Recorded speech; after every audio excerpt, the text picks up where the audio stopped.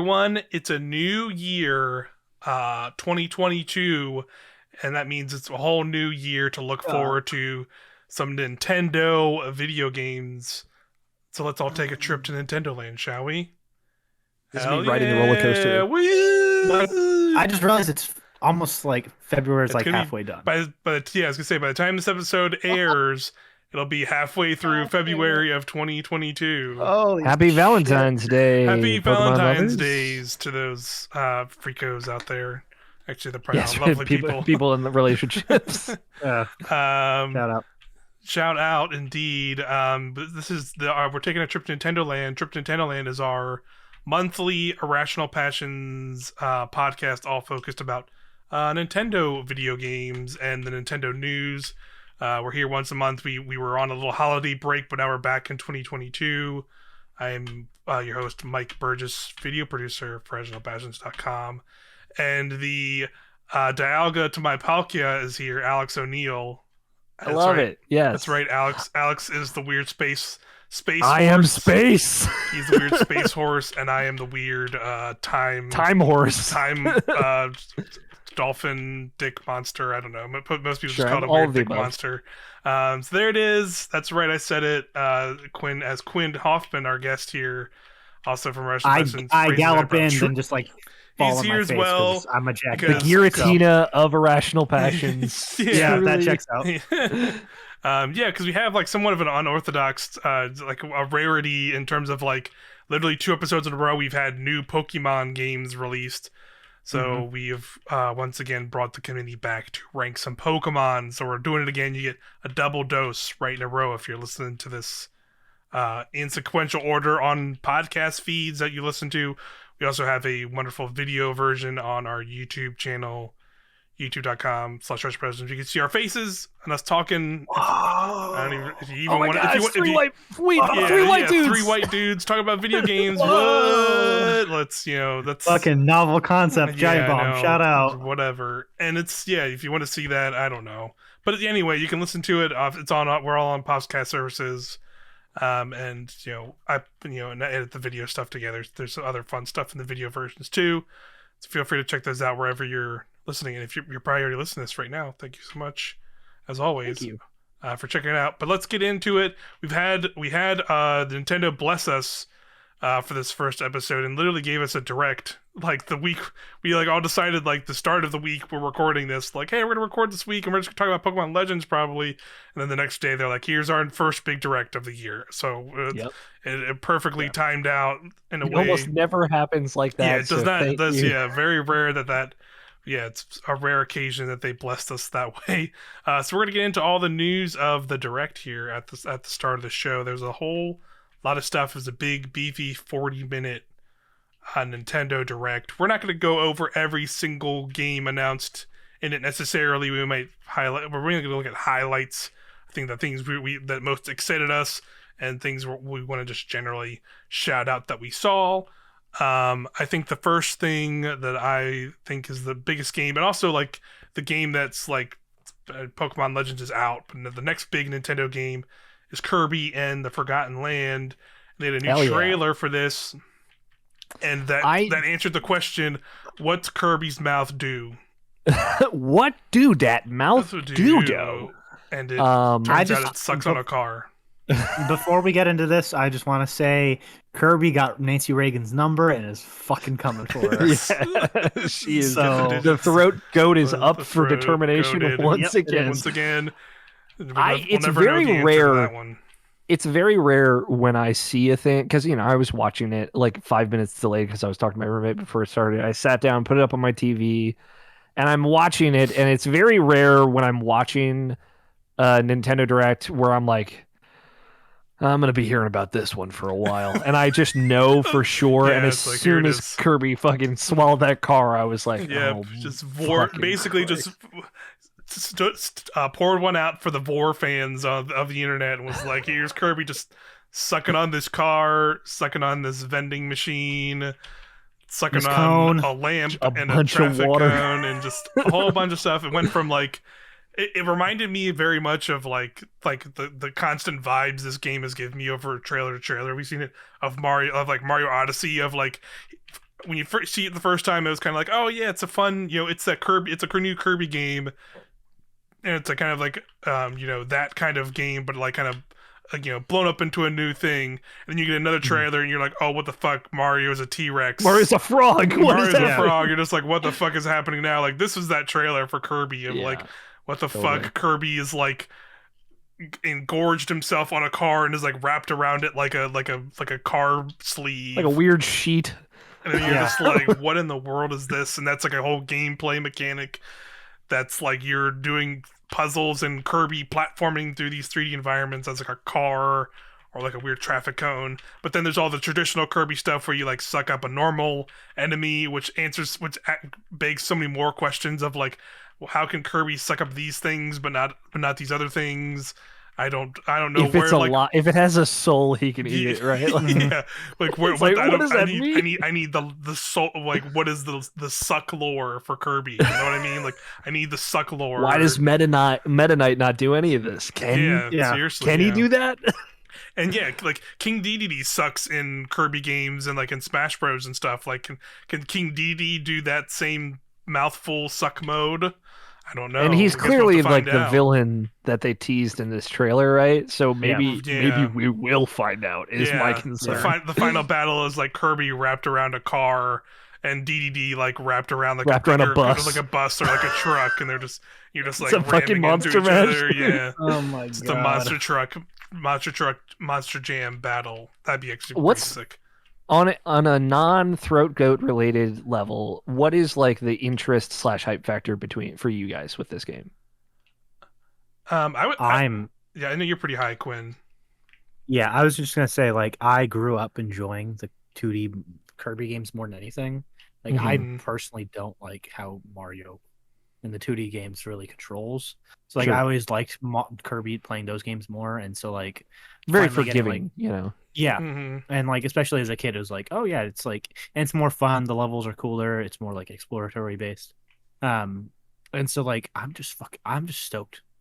Like Kirby is like like legitimately the underappreciated Nintendo mascot, and like has gotten the shaft so many times, and so it's like it's really cool. He's like Yoshi, like they just get the shaft for no fucking reason.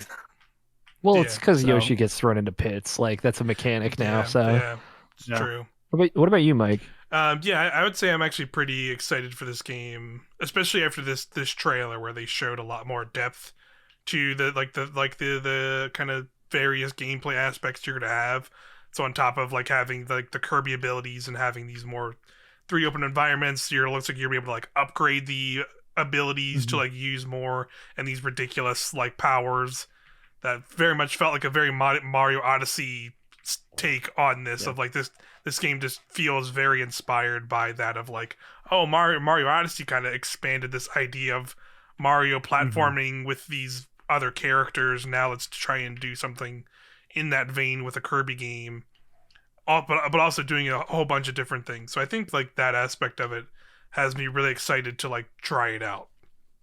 Because it's funny, like go ahead. I was gonna say, because just kind of like Quinn said, like the Kirby games, like I've enjoyed them a lot too, but they've all kind of been the same thing for quite a while. And like, we literally, this franchise like literally a few years ago was a yearly franchise like on 3DS, and they were pretty much all the same 2D side-scrolling game with like a slightly new gimmick, and they just like kind of felt like they were just kind of throwing them out because they could. So to see them kind of be like, let's do a new fresh thing with Kirby and like get weird with it, like it was like, okay, this is awesome. Like clearly like they're not just doing this to like do it. They want to make like a new cool Kirby game. Yeah, that's exciting.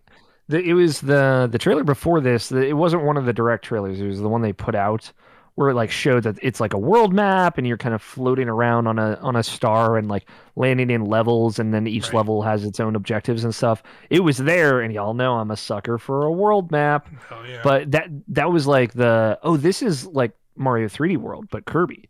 And that absolutely got me in. And then in this, they're like there's town building. There's upgrades. There's like a hub town that you get to just walk around in and hang out with Waddle Dees. Yeah. That stuff got me in. I don't really care about like the weird, what's it? Mouthful mode. That's what they're Mouthful calling it. mode. Yep. Yeah. I think that's cool, and it is cool to see Kirby's power used differently. Like Yeah.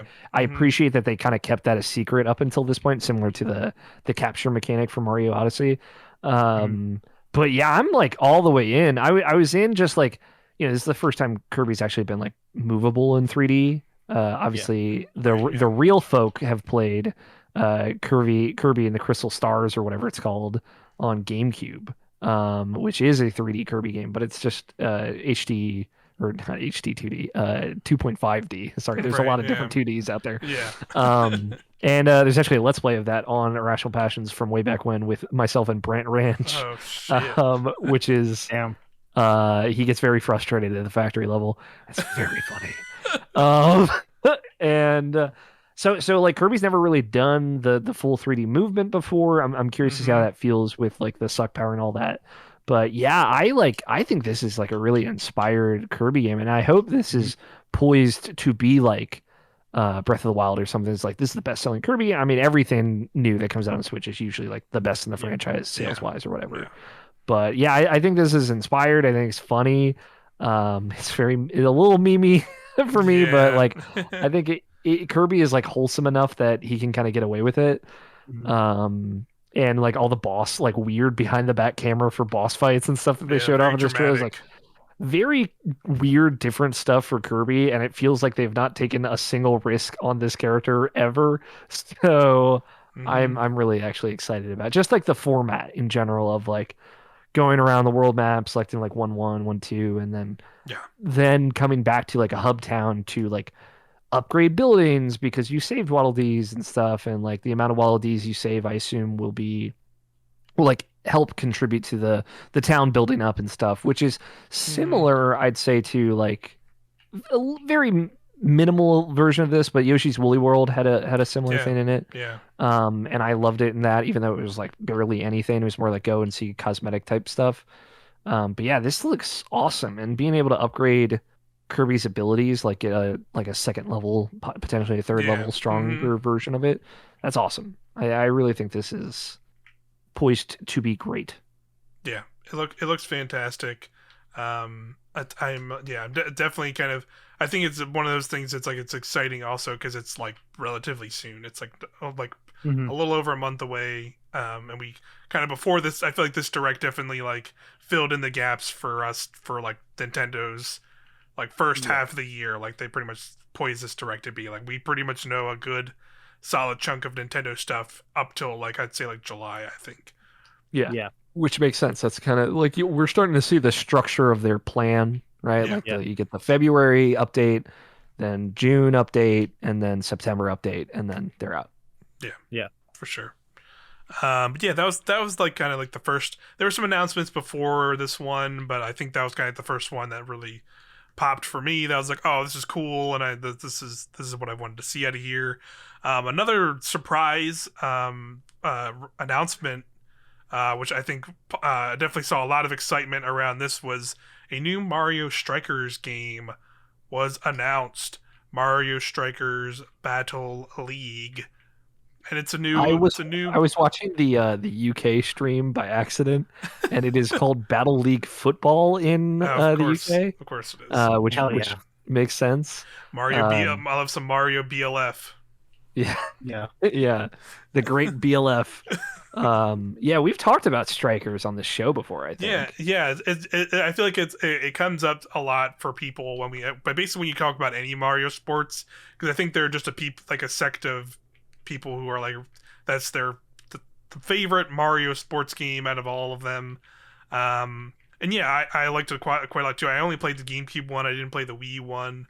Me too, yeah. But I liked that GameCube one a lot. It was ridiculous and a fun time and very over the top and like in a different like take on even in like a Mario sports game, and like kind of surprising to see this form of it now, especially with like you look at like the Switch sports game, the Mario sports games that have come out on Switch and Wii U were like very like very to form, right? Like of like here's like this is just Mario in his overalls and doing stuff, and like Mario in these very clean aesthetic looks.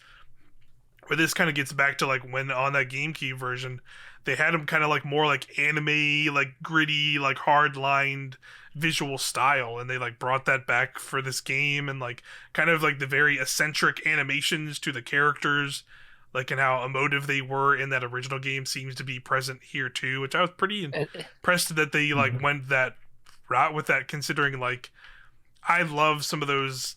I like stuff like Mario Golf, and even tennis, like kind of more than this in its early iterations. But like the Switch versions have been pretty lackluster for me on that end.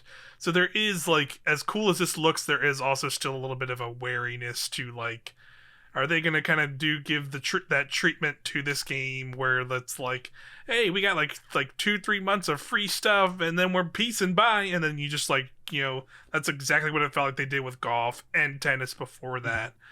So I don't. So I'm kind of fear, like that's like my one fear of this game is like, as great as it looks, I feel like if they're just gonna like, it's gonna be a thing where it drops, and then like 2 months later, like they've put out the updates they put out for it, and it's done, and then people just kind of not talk about it anymore. But maybe that's okay, as long as most importantly, at the end of the day, like people are like kind of getting what they want out of it, right? Like, and a lot of people wanted a new Strikers game, and they're doing it. Yeah. Most important thing that they did keep, other than the art style, which is, like you said, unique and great, is the violence. That was like, in my head, if they made a new Strikers, my concern would be that they just kind of numb it down a little bit. Nope. Right. They're going even harder in the paint, I would say, with violence. Yeah. They got battle armor, which is how you got to do it. Yeah, there's like loot stats. Yeah, it's like battle armor. Yeah, battle armor, and you're like putting armor on the characters themselves. A lot of interesting stuff. Yeah, it was just violent, and I was like, okay.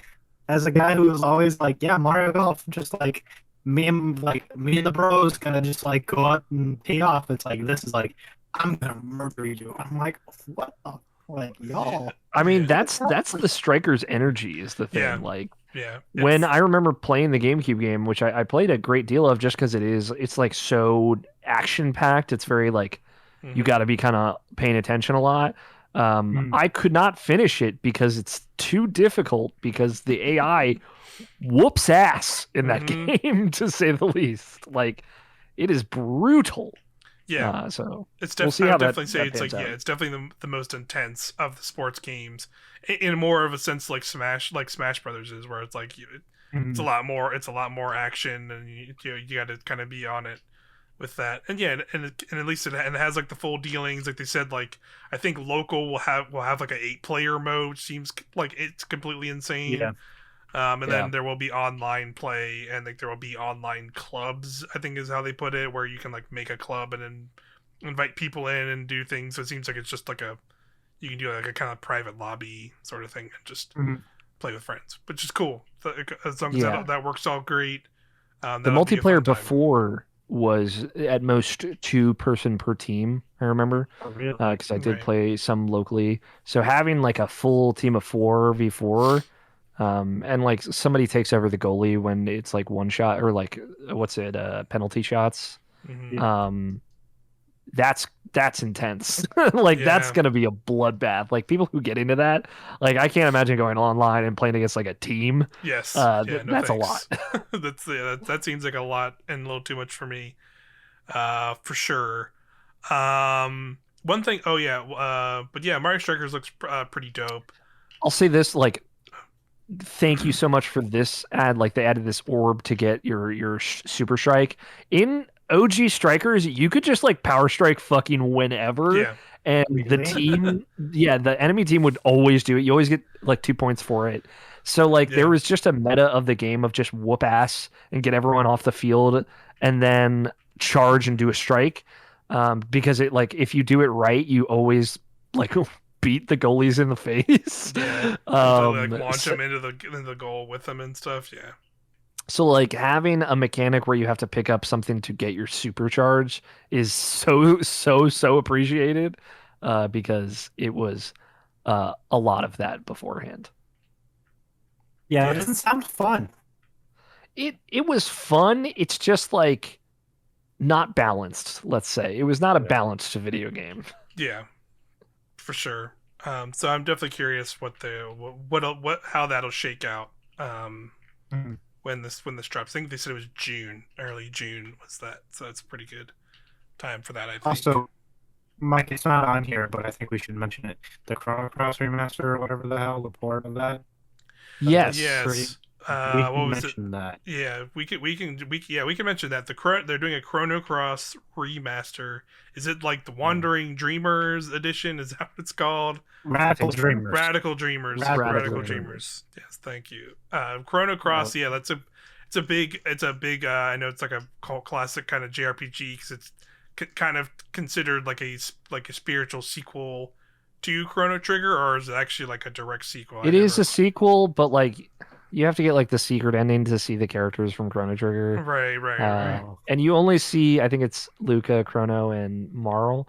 So it's not like it really is nothing to do with that. I think like some right, of the larger implications of that right. original It's game, the it has to do with, but barely. okay. So it's like the deep lore I, of I Chrono s- Trigger. I wonder if this Radical Dreams, like these new pieces of content in it, will have a little bit more of a tie-in. But there Right. was a leak like Square Enix like potential games listing that like said a Chrono Cross remake was coming. So I guess this is what it is, not a Yeah. remake, but a remaster. Yeah. Like a yeah, and they're basically just like it looks like they're doing kind of like like they've been doing with a lot of those classic kind of things they've been doing, this AI upscaling and just mhm. like kind of porting them to current gen consoles. And that's cool for like the weird dads out there who like these like these like old games. I never actually played Chrono Cross, so that's one I did not have reference for. There was a lot of that. We'll get into a couple other ones too. I have listed here Yeah. of like these just like niche JRPGs that they're just putting out back out on the Switch. Because I'm guessing enough of those are selling fairly well that to keep doing that. Because I feel like that's been like a consistent thing for like the last like year or Yeah. so on Switch. So hey, sure, why not? It's actually another one I didn't put down, but I do also do want to shout out was they showed some Splatoon 3, Yes. and they showed the Salmon Run mode is returning, and that's Yeah, this great. is what I was the most curious about too. Yeah, which is great to see, and it looks pretty similar to what it was, but like just with like some updates to it. Like they Way more showed, stuff going on. yeah, Yeah. there's way more Mhm. enemy types and way more enemy types, like way more like kind of tools to use as like the Squid Kids. And That's you're great to like see. going to like an oil tanker, like Yeah. you're like helicoptering in like oil tanker gear. It's fucking cool. Yeah, yeah. That was a mode from Splatoon 2 that I really enjoyed, but it had a weird implementation in that game, Yeah. where like they time gated it for no real reason. Where it was like you can place a salmon run between these like 4 hours in on this day, and then you'll have to wait, and then it'll be locked away, and then you'll go here and have to do that again on another day for another 4 hours. It was just super weirdly implemented, but it was a lot of fun because Mhm. it's basically just like a horde mode, but with like Splatoon mechanics where you're shooting ink around, taking out these like these weird salmon zombie looking enemies. And they drop these eggs, and then you're like dunking the eggs in, and it's kind of like a risk reward thing of like, hey, as you try and get more and more egg, you can get more and more eggs, round to round, and the difficulty increases, but you can also kind of sort of cash out too. But you can also try and get better stuff, and a lot of that just turned into like, the more eggs you get, the more there's like a little kind of upgrade like kind of experience bar where you would get like cosmetic stuff you could wear on your squid kid and stuff. Yeah. It's a fun mode, and that's like it was always something I wanted to like get a group together to do, but just because of its like so weird time It's gated super sporadic. situation, it was just like never it was just never an easy thing to do. So I really hope they just have that as a mode you can just do with people. Yeah. And the It third seems like one, it's like subtitled mode. Like I feel like this is going to be like a thing you select from the main menu. Like it'll be a yeah, totally Yeah. separate mode that you exactly. just do anytime, which I'm here for. Like a Salmon Run group stream will definitely happen. Yes. And I think Salmon Run is great. But I hope there's like more maps and stuff. Like I know they have more enemies that they showed off, but like Right. that's my concern, is just like how much to it is how there. much support it has Mm-hmm. from the main Splatoon stuff. Yeah. Yeah, and I mean, I'll be honest, like I really expected them to show more Splatoon Yeah. here, Me too. because that's like their first. I don't necessarily count Kirby, but that's like their second big tentpole game of 2022, with For Pokemon sure. being the first one. And I just, it makes me, I feel like that we will get a Splatoon Direct probably come April or May, in that time frame, with the date and everything. Which is good, that's the because vibe that I'm means feeling like too. I would bet that this game comes out in either June or July. And that means in the E3 time frame, there probably won't be E3, but in that time frame direct, the June direct, they will not spend time on Splatoon 2 and instead put that time into other games, which is exciting. Yeah, 100%. I definitely agree. It'll be that like July. This game will drop like that July August time frame for sure. Yeah. I just want to know too is how this trailer had the most Apocalypse Now fucking vibe. The music, for sure. It was like, here's this red sky, and they're all in like American green camo, and I'm like, all right, cool. I'm ready for like Night of the Valkyries to come out, like fly out. That honestly would be sick too. And they showed like Godzilla salmon. Yeah, with like giant, like weird boss. black and white camera. It's like almost like it's gonna be a raid boss in Splatoon 2, 3 or Salmon Run. I love it. Yeah, it's just that trailer had a really good look to it. I think it's like really fun because it's really different from like normal Splatoon vibes, where it's like everything's bright and colorful and you're in a city, versus this is some hellscape you're on. Like, yeah, like I said, like an oil tanker or something. Yeah, it's like some weird. Yeah. So yeah, very derelict. Yeah, you've definitely figured out some weird jankiness, or found some weird areas for sure in there. But that looks cool. Yeah, I definitely think it'll be sometime in the summer, and I'm very much looking forward to playing that. Next one, another one for weird old people, but this one specifically spoke to me as a weird old person into video games. They're remastering the 2 Klonoa games finally for modern consoles. And the first game that ever made me cry was Klonoa 1. Hell yeah, baby. Klonoa 1. Sad fucking video game. It's weird. It's weird that both those games get kind of dark, but they're also like the jolliest. Some of the jolliest feel good games you can also play at the same time. But Klonoa 1 from PS1 and Klonoa 2 from the PS2 as a package. Looks great. It's coming out. I think it's in July. I think it's actually coming to Switch first in July, and then it's releasing later on other consoles. I think is what I saw. Yeah, I think it's PlayStation and PC. I don't know if that's coming to Xbox. Yeah, but that's awesome. That's a great package of those 2 games. They're both very fun platforming games. I'm excited to play those again because I played them when I was younger and I loved them a lot. I have fond memories of those games, so I'm excited to kind of revisit them in 2022 and see how I feel about them now. But I think I'll still enjoy them, but definitely maybe like, oh yeah, okay, this is an old video game. Yeah, which is fine. The music's great though. Music's great. Great vibes. Still great. Some weird great vibes. Great vibes right up until the end when things get cripplingly depressing. Until it just gets real dark and just like, damn.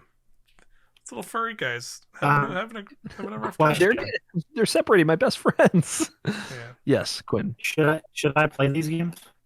Yes. Yeah, I think you actually would like them because they have like because they have like a similar weird vibe to like 2D Kirby games because like I don't think they're like super hard, but like they're just like weird and like weird in like a weird platforming way that Kirby can be sometimes. Quinn, if I could make a recommendation on a meta level, you should probably just turn off your video, I would say. Why? Your connection is all over the place. Yeah, unfortunately. Shout out to Spectrum Internet holding me down. Spectrum! Yeah, that's okay. Hey, don't worry. I pay for 100 down and 50 up, and I get it. about a quarter of that. Yeah. Love to Hopefully see it'll it. even itself out a little bit. Yeah, we'll work it out. And then after that was kind of the first interesting play, I think, in Nintendo's long game of like trying to build out a subscription service. Because we weirdly got I'd say a seven actually like kind of more heavily requested game to come to the Nintendo Switch online service with the Earthbound games. We had Yeah. Yes. Earthbound and Earthbound Beginnings, which are basically Mother 1 and 2. Obviously, there's still no Mother 3. Please just stop beating that dead horse. I don't know what to say about that anymore. But yeah, they shadow dropped those. That's never coming out, so like people need to chill. It just doesn't make any sense why they don't do it. I just Yeah. it would sell so well. So many people would be so happy. Yeah, it's just silly at this. I really thought this was going to lead into like a just hey, $20, download it on Switch. It's just the same game. Who gives a fuck? It's a GBA game, but who cares? But like this is like too little, too late for me. Like these two games should have been on this service to begin with. This is stupid. It's a bad move. They shouldn't have spent so much time on it. And I'm still disappointed with the online service output of those two consoles, NES and Super NES. Yeah, I'm still. I've still, even with the next announcement was my personal biggest announcement of this direct for me personally. Was still not really incentivized to get into that $50 expansion pack size thing. But one last thing I wanted to shout out, which is another weird shout out to the old JRPG dads, like a Scott White or a John from what's his game dad on Twitter. I forget he's from SG. John Phipps. John Phipps. Thank you. I got some information for this one too. But you can go ahead. Yes, live alive.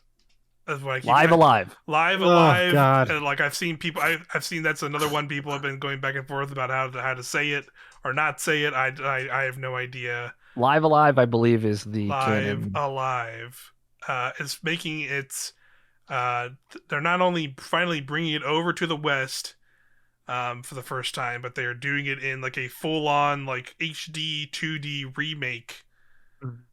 Which was kind of surprising to like see this for like such a niche like RPG, but also like seeing like once you like watch I was watching the trailer during the direct, and like now they described it made sense, because like this just seems like a proto game to like Octopath Traveler, which was kind of like the first kind of real big breakout for this style. So it's like, oh, okay, once they like described that, like it made a little bit more sense, like why they were giving it this full treatment. This game sounds incredible. I've never heard of it. I shout out to, I'm going to read some info I got from it from Per Schneider, the founder of IGN, who gave like a great like succinct breakdown about this game, like why it's so interesting. Right. Live Alive is like 7 different RPGs rolled into one. Each scenario isn't just set in a different world or time zone. It also plays differently from the others. And then an 8th chapter pulls it all together. It's incredibly ambitious, turn-based grid battle system shared across the scenarios, but the Western scenario focuses on gunplay, while others focus on hand-to-hand combat. The scenarios range from prehistory, where all interactions are like in emoji because there's no language, to a spaghetti Western, to modern-day medieval times. They showed off all these in the trailer. Each scenario was designed by a different artist. The artist on the Japanese ninja scenario, for example, was manga artist Gosho Ayoma, Detective Conan. If you're familiar, the music remains one of the Square's best soundtracks, composed by Yoko Shimomura, who you should fucking know, the woman behind Street Fighter II, Kingdom Hearts, Super Mario RPG. If that's not enough pedigree, and again, thank you, Per, for the editorial here. No, the game was directed by the lead designer of Final Fantasy IV, Takashi Tokita, who went on to direct Chrono Trigger, Parasite Eve, but Enough name dropping. Just know that while RPG fans didn't obsess over a re-release of Live Alive the way they campaigned for Mother 3, it's a top-tier JRPG whose time in the spotlight is way overdue. I think this is such an awesome announcement, Yeah. that it makes an old game new again, and the HD 2D, which I personally love, and I think it's like again a Mm-hmm. little bit more subtle here, kind of like the I don't know, I think it's Dragon Quest 3 remake that they're doing in it, Yeah. or Dragon Quest 4. It's one of the two. It's Yeah, three. this is awesome. I love the look of this game. It's a turn-based RPG, so it's a crapshoot as to whether or not I will like it or not, but Yeah. it absolutely has my interest. Yeah, yeah. Same here. Like I kind of came away excited about it because I'd always heard that name as like this weird kind of niche thing that like, but I never really like looked deep into like why it was an interesting game. But I just really remember hearing that name and being like, where's this video game? They should bring this over, or like seeing people. There probably is like fan translations, I'm sure, of something like this.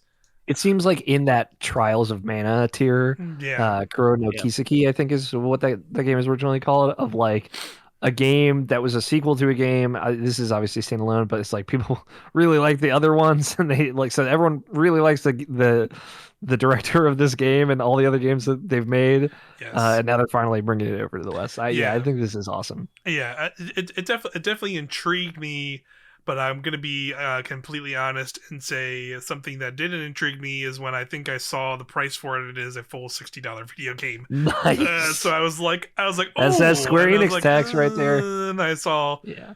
it go up. I think it's like a full $60 game. So I'm like, maybe I'll just let everybody else tell me it's cool or interesting before I maybe buy that. And but yeah, like you said, it's still like cool that they went all that way.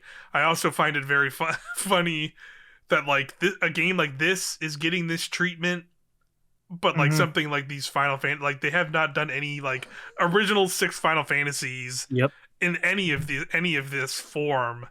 Like it's kind of mind blowing that like this is gonna come Yeah. out, and probably pretty soon here we're gonna get like the pixel remaster of Final Fantasy like 6. I think they're already up to 6. Yeah. And like that's what you're getting.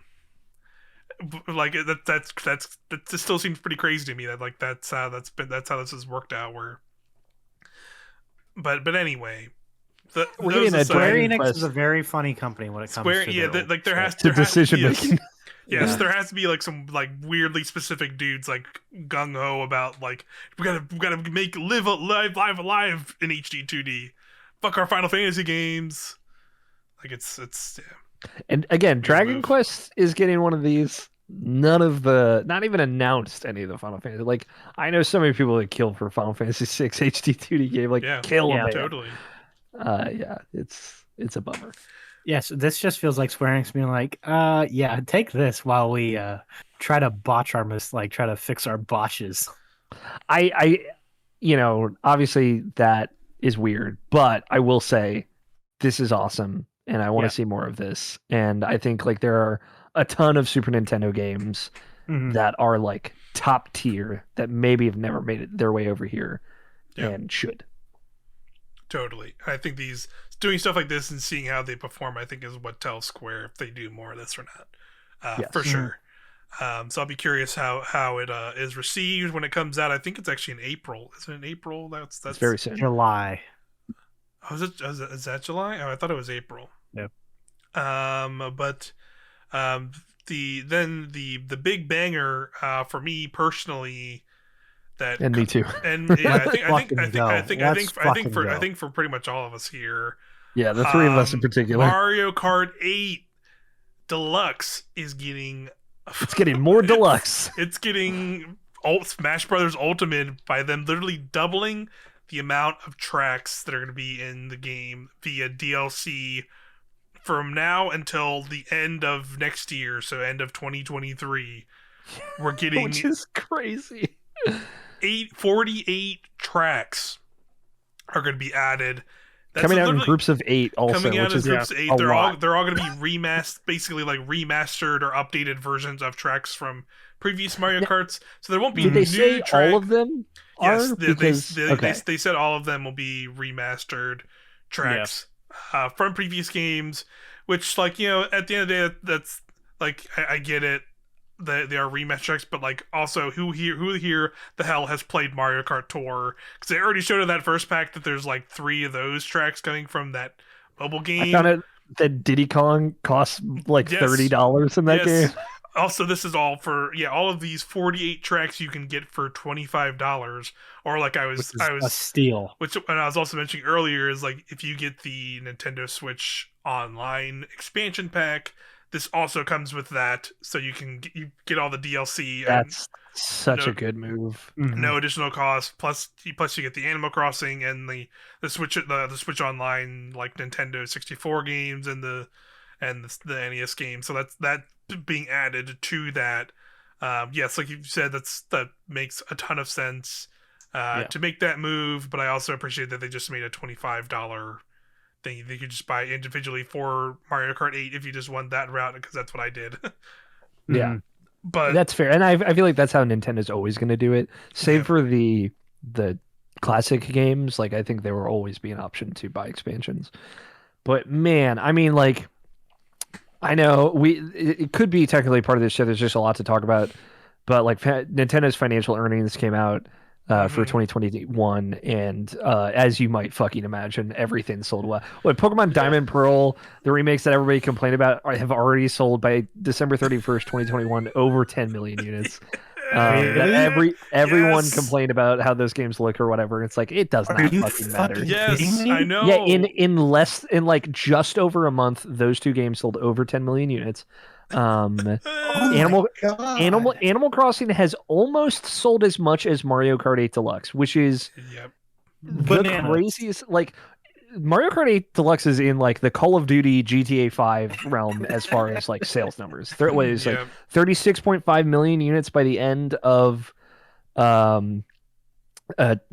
December, and that's definitely only gone up since then, and will only go up from then. And like what Switch just broke Wii sales numbers in almost 2 years less than like the time that the Wii was like selling, and it's the Switch is gunning for PS2 numbers now, and that is exciting.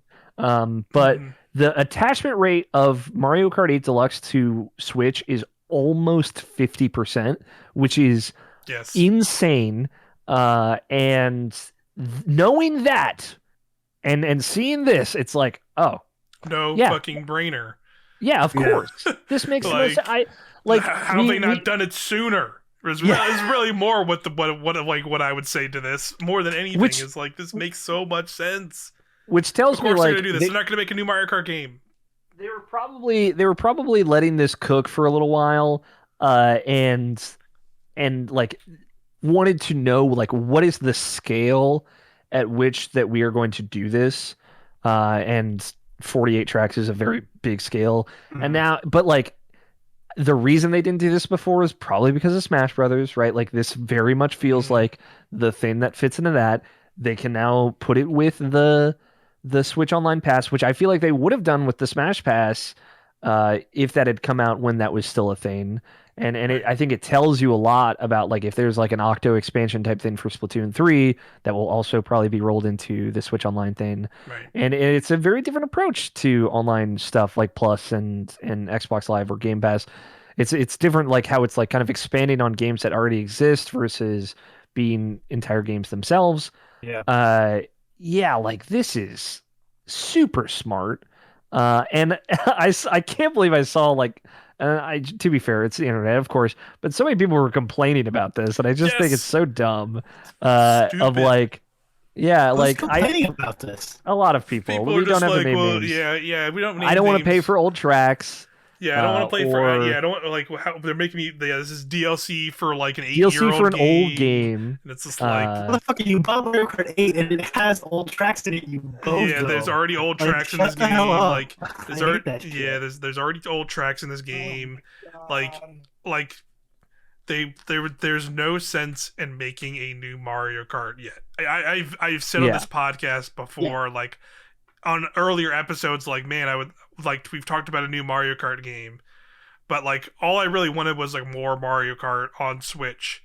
And like this is like the best of both of it, because it's literally the best Mario Kart game. Mario Kart 8 is the best Mario Kart game. You can find me in a street if you want to make up Let's fight. Yeah, we're something talking to about say it is. It's the best Mario Kart game, like Yeah. period. We were talking about this on Twitter yesterday, Mike, but like the Mario Kart 8 framework is the best Mario Kart, period. It's Yes. just, it feels the best, it looks the best, it runs the best, and the zero grav stuff is like the most fun gimmick they've ever done in a Mario Kart game, in my opinion. Plus, they have the little sky glide parts as well from Mario Kart 7. Incredible soundtrack. Good on Yeah, good. The soundtrack is the best. Good online, like good actually like fun online play. Yeah, that works. That works and is like pretty decent compared to some other Nintendo offerings for online stuff. Like, and again, I just said like the install base is huge. It's at like you said, like I'm pretty sure they already counted again. And it's already like over 40 million. Like people own this game on Switch, and like literally just to put out, like they're literally doing DLC for the next year for this game. Yeah, 8 tracks every like probably like couple of months. Yeah.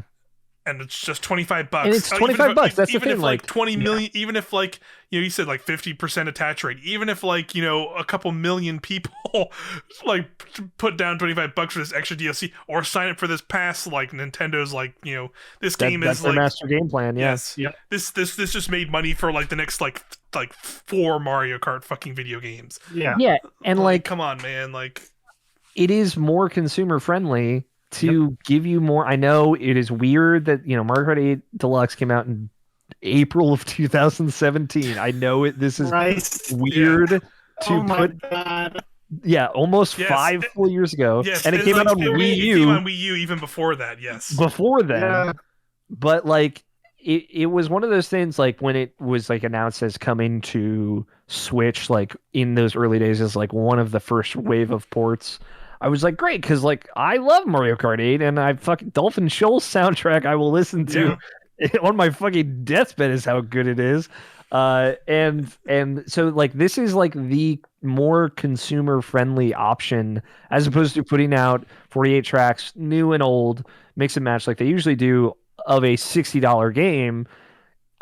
This is a better consumer option. I understand like the weirdness of it and the awkwardness of it, but I'm expecting there will be more than just tracks added to this. Like I would bet like some characters will probably get thrown in there as well, and like they might refresh the UI, the menu, and stuff like that. And like Mario Kart 8 already has like the great 200cc mode for the freakos out there that like that, the mirror mode. Like you are putting in the one of, if not the best Nintendo soundtrack that has ever existed, in my opinion. Up against things like Smash Brothers, which is all encompassing, but just this one fucking slaps. Yes. They're really doubling that. Yeah, doubling that. Everything. Like a new soundtrack version of all of the courses, like every course from Double Dash is going to end up in this game now. Thank God. Like every course from every game is probably gonna end up in this. That's what like I was gonna bring that up, but it's like you're right. It's like what tracks do you want to see in this 40 out of 48 tracks? It's like we're kind of just gonna get everything. Like there's we're like nearly the one I think it's N64, like the one that's on like the boardwalk in the Boo Mansion. I really like that one. Banshee Boardwalk, yep, great. Yeah, great that one's cool. And I just love to see what that looks like, not modern times, yeah. In 64. Every single track. What's the one in Double Dash where you get up and shoot on the cannon? Like that one. DK Mountain? Yeah. With the big volcano. Yes, that's like that's my favorite track. That's my favorite Double Dash track. I love DK What's the one from Wii that is like Waluigi themed or whatever? Waluigi Pinball, also fantastic track. Also great. And the Wario Stadium one? Wario Stadium Double Dash. Is so good. Maybe like the biggest like shit show map ever. Yeah, for sure. It's just absolutely massive. Yeah, there's just like they're literally doing 48 tracks, and like that basically is to get so much coverage of of the legacy of these Mario Kart games. Plus, like they already showed, like I mentioned a little bit earlier, is like they're including Mario Kart Tour, the mobile game that came out, in these remastered tracks. Like in this first pack of 8, 3 of the tracks are just like tracks from Mario Kart Tour that are so like, those are basically brand new. yes, that's what I was. That's basically what I was saying. Is like who here? None of us have played Mario Kart Tour on this podcast, and I reckon a lot of people who probably own Mario Kart 8, of the 40 million people on there, have probably not played Mario Kart Tour either. So they're probably still getting new tracks. Plus a bunch of old, like they showed great ones that are in this first pack. Even Coconut Mall from the Wii version, great track. Chocolate Mountain. Choco Mountain from N64 is there. They showed some. I think the other 2 were from the 3DS Mario Kart 7. It's also great. Mario. That's like one of probably one of my other favorite Mario Kart games. It's Mario Kart 7.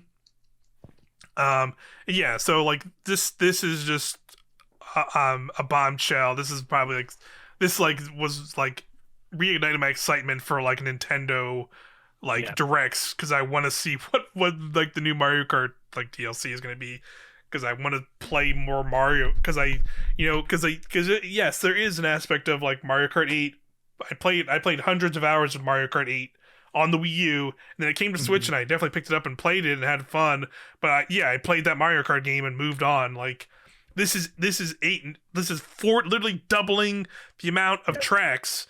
And all of these tracks the DLC, are also going to be like DLC doubling, yes, they're going to be adding. Even though they're all tracks I've played, they're going to be in Mario Kart 8's engine, which feels great. It's the best playing Mario Kart. All the items are fun. All of the just the feel of that game is fun. The updated soundtrack. There will be. This is done in 2023. There'll be 96 tracks in this game. I know, almost as many levels as there are in Smash Brothers, which is fucking wild. It's only 25. Like you can only pay $25 and get all of this. Like I'm with you that I was getting really like I don't really like get into the discourse whenever like Twitter stuff pops up, because I do not feel like wasting my time on any of it ever.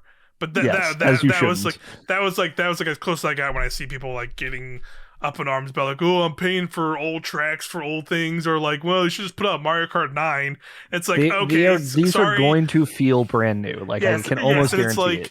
It's like literally we had like a similar discussion to this a year ago. They put out Super Mario Party and didn't put anything out for it. Then they put out Mario Party Superstars last year, which is like literally everyone just says like, why wasn't it just DLC for this for $60? And people still went and bought that Mario Party and loved it. Like I bought it, I have it, and it's fun. Yeah. I want to play that one. They're doing it for Mario Kart 8. Like they're like the best selling game on the platform.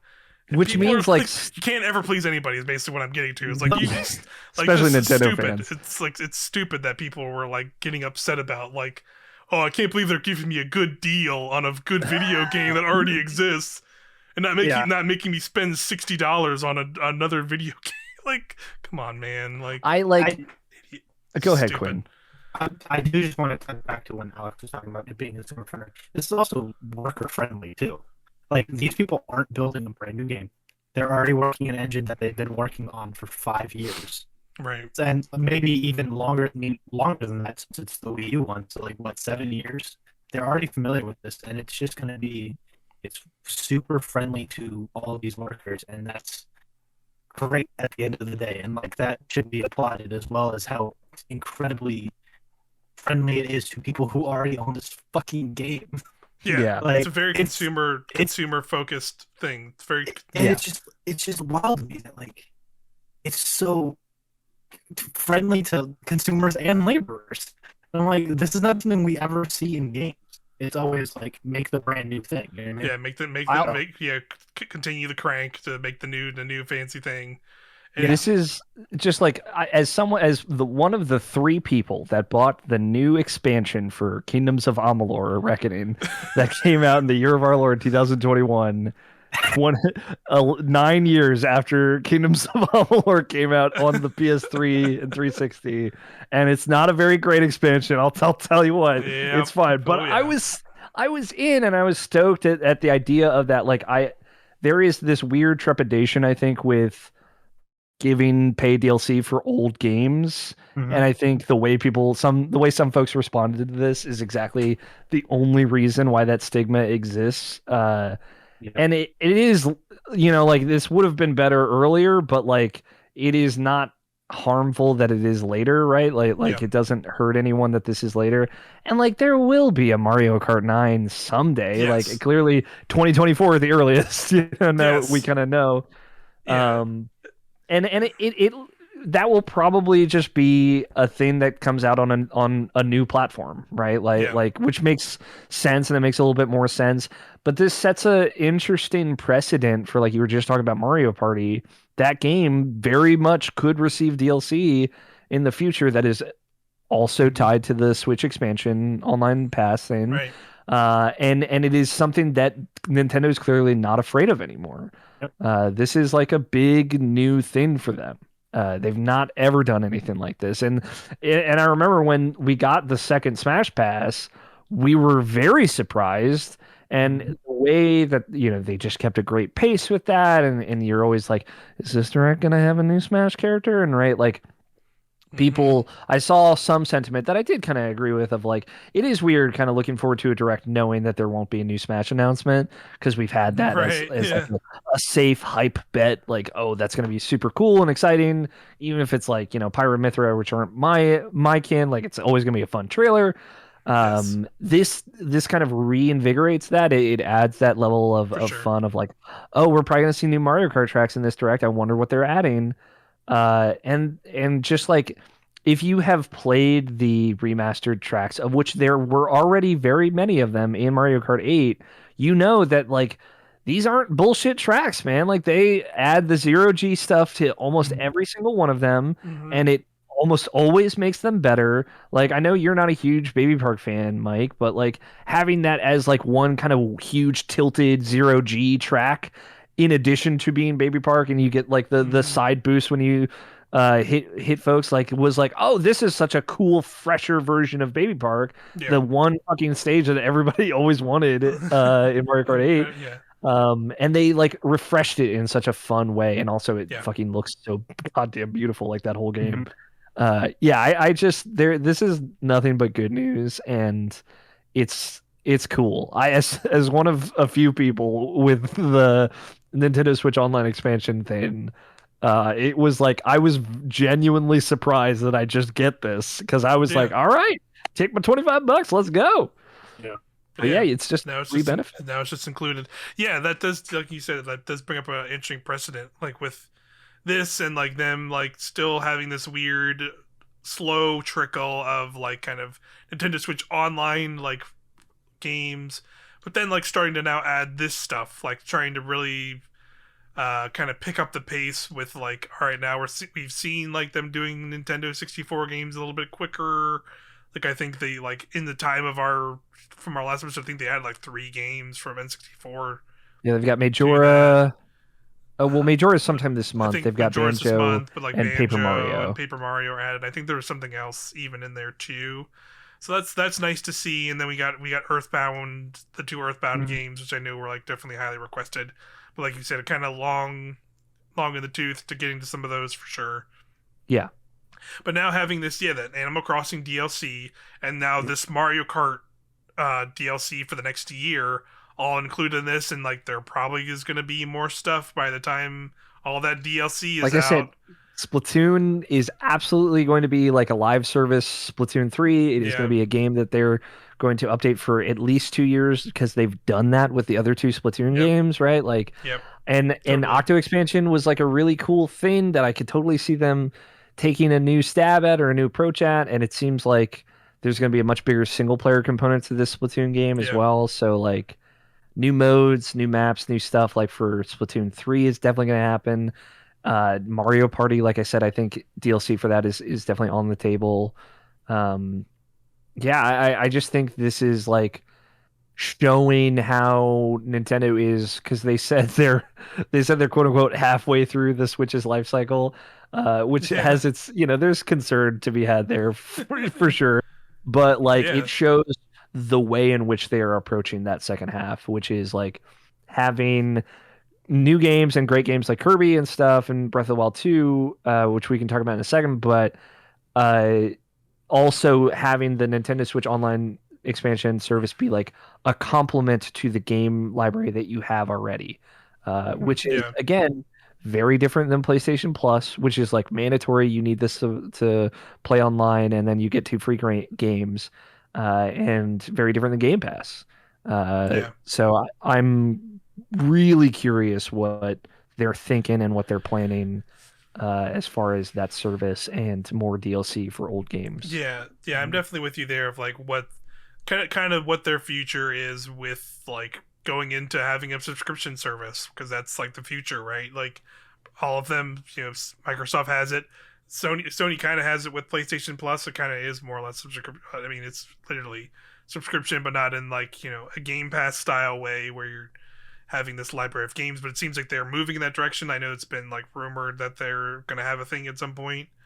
Is this Nintendo's kind of answer for that, and not in terms of like streaming.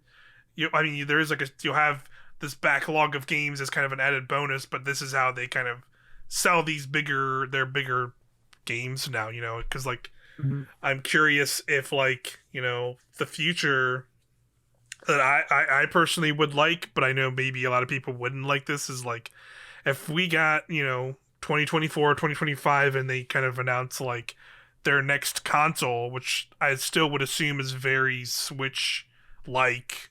It would Yes. It would still. I was just talking about this with Navashin. Yeah. I still think it's going to be very much a Switch style hybrid console, but probably more powerful and do some other bells and whistles. But like, do they with the success of the Switch? I feel like they can't disconnect from this as easily as they could from some other stuff, like they could from like Wii U to Switch. They couldn't really I don't think they can do that with a new like updated their next console. So could they do a thing where they basically port a lot of these games over, but then continue to add on more content to them through their subscription services? Like basically have like here's Mario Kart 8 and here's Super Smash Brothers Ultimate. Maybe they're not just one for one these things when they port them over. Maybe they have the majority of the stuff from these two games, and then they add new stuff that wasn't there from the current Switch versions, and then they just say like, we're gonna keep updating these games for basically the rest of the cycle of this this new console, and they treat them as like kind of actual like service games. Like they could, because they totally can do that with both of those games, and like a Splatoon also, like they could do that again with Splatoon. Yeah, and then backwards compatibility is a big question as for whatever Nintendo's next console is. And just say like, hey, this is the Mario Kart for this console, this is the Smash for this console, and we're just gonna keep updating them. And you can buy the stuff piecemeal if you want, but if you get in on our subscription service, all that stuff is just there for you when it comes. But also, I feel like maybe that's the way they do it, because I don't see them. I don't know if they like. I see them just like doing a full-on Game Pass thing, obviously, where it's just like day one you can just play the new Kirby game, or day one you can play this. Like I think they're still going to be $60 games you got to go buy somewhere. Their Game Pass will only and always apply to their classic games, I think, which makes the most sense for sure. Sure. But I just recorded a podcast that folks will hopefully be able to listen to with Navashin earlier in a new patch notes, and we ended up talking a little bit about Nintendo. But like if you think about Nintendo now, they are a different company because one of their pillars is gone, and the handheld pillar is gone. So like, I don't think they can remake that pillar in the future. So if they make new hardware, it will either be handheld only or handheld and console. And I just don't think that they would not make it handheld and console, because that has worked so fucking well for them. Yes. I really don't think whatever their next piece of hardware is will not be a not Switch type thing, or have that kind of cradle or appearance or whatever. I think backwards compatibility and system transfer stuff, and like those are valid questions that I'm sure they're working on solutions for right now. But Yeah, they are not. They can't go back now. Like the Yep. team that is making Kirby was definitely a 3DS team before. So like, Yep. they're not going to be like, all right, you guys make lesser HD quality games now again. Like it is they're pressing forward in a very brave Mhm. new direction for Nintendo.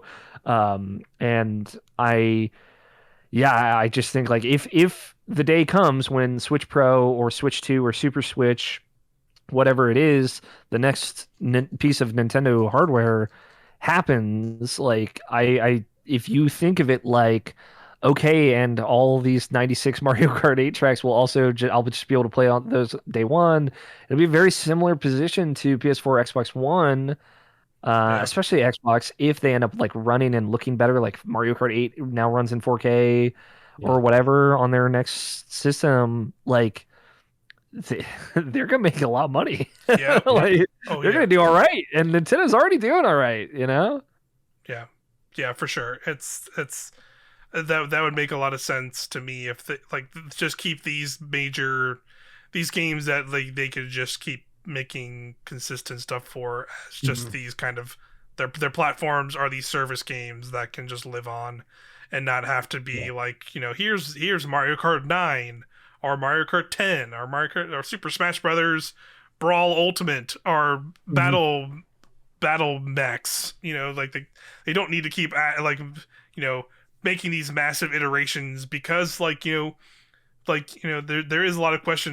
We talked about a lot during Smash Ultimate, and I think we're gonna feel a lot the same way once this Mario Kart DLC is done. Is like, what do they even do with these? Like now, like they can't they've kind of made like arguably the best versions of these games they could make, and Mhm. like unless they like dramatically change them, but like why like they don't need to It dramatically change them, they could just keep Yeah. improving on like what they already have, and they don't it even need to improve that much, they just need to make more of it.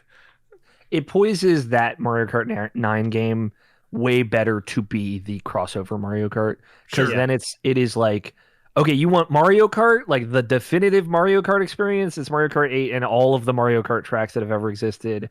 And then new Mario Kart is like we have other characters, and it's more an emphasis on here's F-Zero course, and like here's the Animal Crossing course, and here's the Star Fox course, and here's like the Zelda course, like series of courses. And Sure. they can lean into courses that are built around other franchises in a Mario Kart way. Like it makes that make more sense, because then you have Mario Kart ass Mario Kart, and then like this fresher Nintendo Kart Racer. Yeah. Sure. I think I would hope from that is like they do a little bit more than just that in terms of like if it's just like I'm playing a nice feeling kart racing game, but now I'm just like Samus in a cart, like that's Mhm. cool to a level, but I think like I would like to see them try and like do more mechanically interesting things like that, like make a spiritual successor to like Diddy Kong Kart Racing, Racing, yes. Oh my god, or like yes. the team Sonic, But like, like the Sonic Transformed, where like you're not only taking the characters from the games and making these iconic stages from these games, but like implementing things where it's like Samus has a fucking flying car or like a ship. Other but characters that's they what could pull could have like flying versions of their things. Like I think that's I would love something like that for I sure. think they could do that. Like if it's an F-Zero course set, it's like you're in an F-Zero kart style, and it's way fucking faster. Like you gotta, Sure. and like the courses have stuff like Big Blue in Mario Kart 8, where you have like those charge paths and stuff like that are from F-Zero. And Yeah. then the Star Mm-hmm. Fox courses are all flying courses, where you are flying and you're getting like different power-ups and stuff. Like I think they could totally do something like that in Yeah. that same And framework. that's what I would hope for. Is like if they do the titular Smash Brothers cart, I would hope they would do more than just be like, hey, it still kind of just looks like graphically fidelity of like Mario Kart 8, but now it's just like Mario and like some Zelda characters like driving through a track and some carts. Like I think like that's like fun to an extent, but it's like you can again you can make that argument of like they could still just kind of do that in Mario Kart 8 as it is right now, and just like Mhm. still just have like put a Mario Kart Deluxe full package on the whatever the new console is, and then just that be the new things they add to it if they only do that thing. Yeah. But so I hope like if they do that breakaway, they do more stuff like, and that similar idea for me personally is the same with like something like Smash. Like if they didn't do like, they didn't just port over Smash Ultimate and just kind of add more characters, or like, you know, maybe take characters that are in the game now and like update them into newer playing versions of the characters over time through DLC or something. Like I would want them to be like, I want that game to look and feel like dramatically different from a Smash thing we've ever played before. Yeah, the 4-player brawler percentage-based Smash game has like seen its peak for sure. Yeah. In a similar way to Mario Kart 8 being the kart racing grind to build up speed game. Like I just Arcade I don't know what racer. else to do. Like if they made a Mario Kart 9 now with these tracks, it would just be Mario Kart 8 again. Yeah, and so exactly.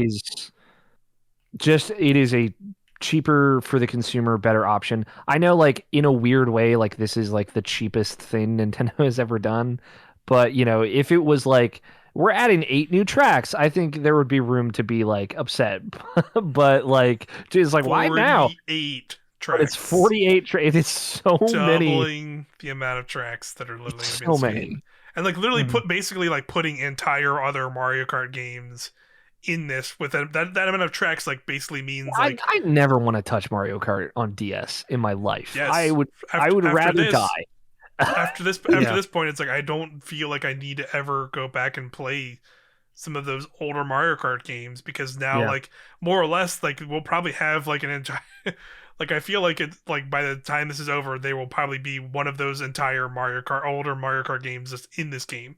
Like all the N64 tracks might just be in this game by the end of this DLC, or all of the SNES Mario Kart Super Circuit tracks will be in this game, because it's just like, because it's so many new tracks they're freaking adding. Yeah, like that the SNES Rainbow Road is in Mario Kart 8, and it is like a wholly new experience to see it in that game. It's the same track.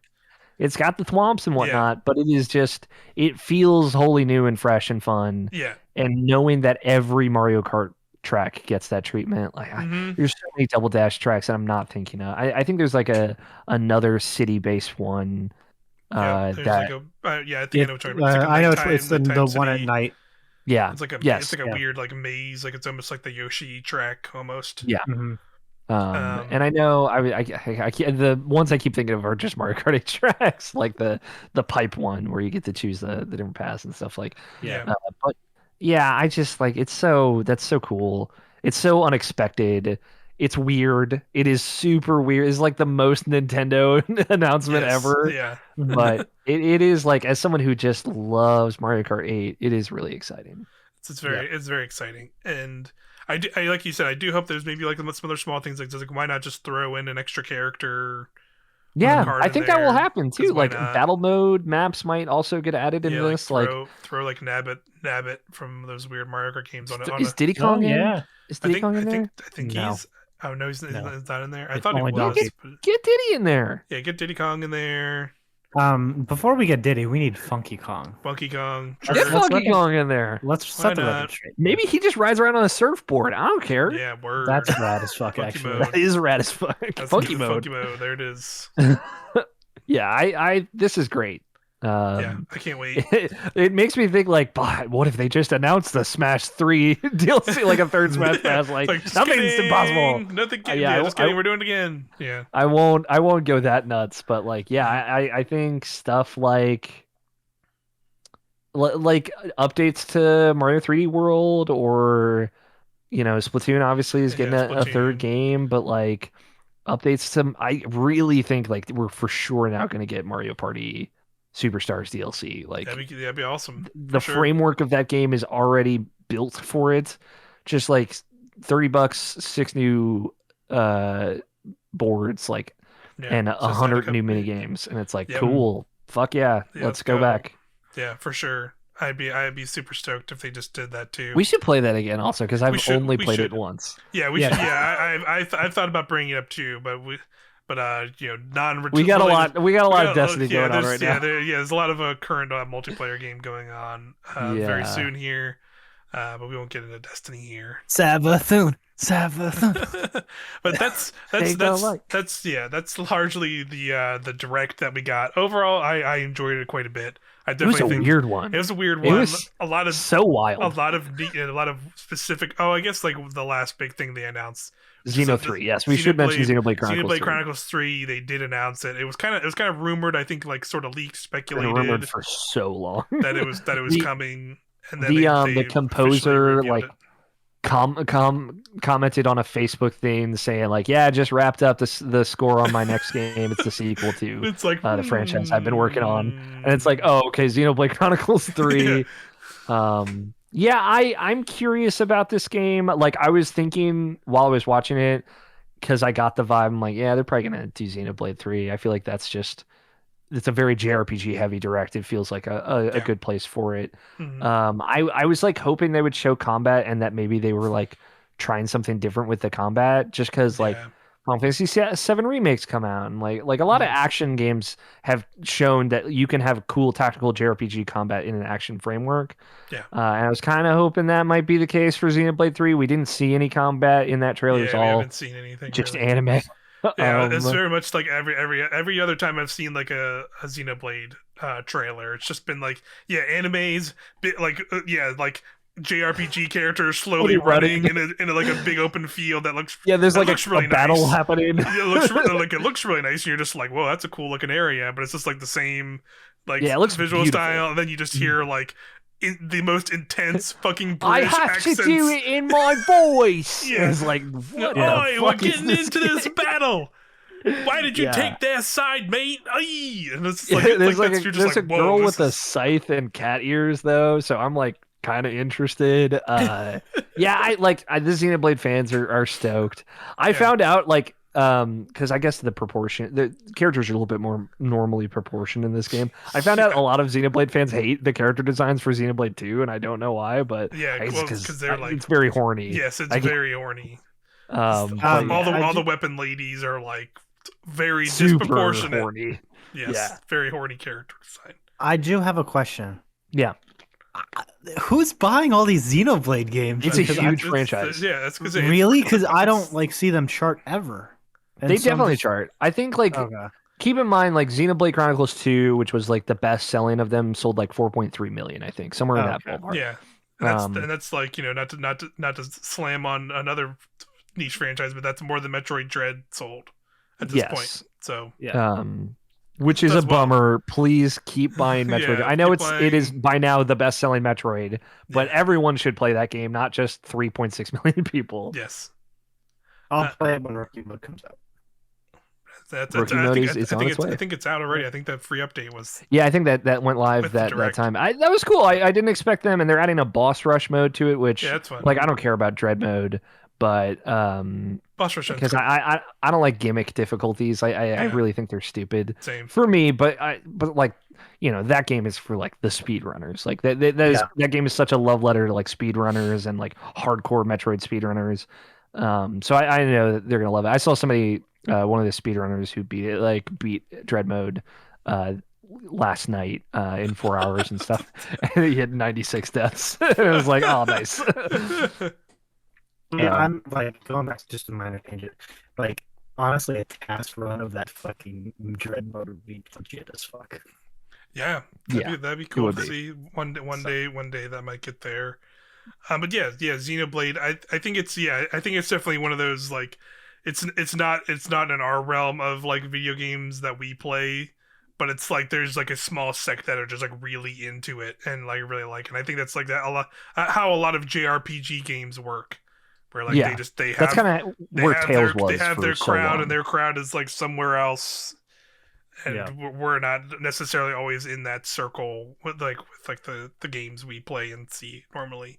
But that's September of this year. Also, that's pretty nuts. Really? Yeah. That was cool. It was cool that's September this year. That's what they. That leaves a couple of months open for some bigger stuff. So we should talk about the fact that Bayonetta 3 and Breath of the Wild 2 were not mentioned Yeah, at they all. weren't here. There's some other rumored stuff that's been rumored for a while. Like there's been Metroid remake, yeah, yeah. the Metroid Prime remake that's been rumored. I was listening to the day we're recording this is when Jeff Grubb does his giant bomb grub snacks, and I always enjoy listening to his insight when it comes to stuff like this. And he was talking about he brought up a good idea of like for that Metroid Dread, not Metroid Dread, Metroid Prime remake, kind of like when they were to show that because it is the 20th anniversary of Metroid Prime this year, and that I Mm-hmm. believe will be in. He said it'll be in November, so that would be probably a okay time to maybe drop something like that, which I would be Yeah. cool with. Depending on when and if Zelda comes out this year, yeah. Exactly. Yeah. Yeah, and there's that Donkey Kong game. There's definitely a Donkey Kong game in development. It seems like there's enough heat wherever Yeah. that is. I've heard back and forth of whether it's 2D or 3D, but Yeah. I think that will probably also come out this year at some point. It'd be We just awesome. don't know when. Yeah. Donkey Kong 128. Let's go. Donkey Kong 128. Donkey Kong put the Mario Odyssey hat on Donkey Kong, and then Donkey Kong becomes inanimate Mario. objects, and he's just like Captures Mario. It's just like it's like a monkey. It's like you just make a Goomba, but he has like big Donkey Kong monkey arms on him, and he's running around. It'd be a great time. Yeah, Mario and Luigi is another game franchise that we haven't heard from in a while that I think is a 3DS franchise that could make a Switch debut. Who do you think would make that though? Because that team is gone. That team's gone. Yeah, the Paper Mario team. Yeah, that's true. Yeah, the Paper Mario team could just take over that franchise. I'd be cool with that. I'd rather them remaster or remake A Thousand Year Door, but you know what? Yeah, I'm kind of with you on that. But I would still like new Mario and Luigi would still be cool. I would like to see like a new. If we're not getting a Mario platformer this year, which we might, then I would say like a remastered Paper Mario or something would be cool. Yeah, because Superstar Saga. Let's go. Yeah, that could be interesting. Because I definitely think there's going to be some stuff, some gaps this year. But slightly pivoting from the direct. One thing I think is not going to happen this year, and I'm curious about, is a new Pokemon game. Yeah, because we have gotten Pokemon Legends Arceus. It's out, and I have played a bunch of it. I've been like waiting to hear your thoughts. I've put over 50 hours into this game at this point. Nice. I am basically at the end. Like I got to the end, and now I'm gonna have a somewhat of an opening rant with my one big core problem with this game. As much as I actually really do like it, I definitely echo a lot of general sentiments of the game, of it kind of being this kind of fresh take on Pokemon games in quite some time. But one thing I have a gripe about quite a bit, and it's something that is kind of lost from the earlier games I really liked, is building your team. Like having the in previous games, I think that was a much bigger aspect that I liked a lot, was like the idea of like, all right, I'm building up my team of 6 Pokemon to battle together. Of course, you get your starter at the start. You might get like some fun Pokemon, like you might get your initial Pokemon that's like kind of early on, and then as you play through and maybe like go to different gyms, and it's like, oh, I need this to counteract this, or maybe these are the Pokemon I have on my team. Maybe here's something I can get to like better take on this challenge of like, oh, I have a water type and a flying type, so I'm gonna have a lot of problem with an electric type Pokemon. So now I want to like get like maybe like a ground or whatever. That aspect of the game I feel like is almost like non-existent in Pokemon Legends Arceus, in a way that like it now 50 hours into this game, and I am about to finish it, has finally hit that point where it's like, oh, battles kind of matter now to the story progression, in a way that like I need to have a full team of fully leveled up Pokemon, because I can't beat this battle, because all of my Pokemon, I only have the whole but yeah, that's kind of where I'm at. To circle back to kind of the whole thing with Legend Arceus, they kind of have tried to flip the script on how you just like play a Pokemon game. It is not turn-based, or I guess it still is turn-based, but it's not, wild encounters. It's like turn-based, not like turn-based. Exactly. It's turn-based, but not turn-based. Like speed stat turn-based. Speed stat. It is. You're not going around collecting gym badges. You're not doing wild encounters. You're kind of you're sent back in time. I was gonna bring this up. I know. You're sent back in time.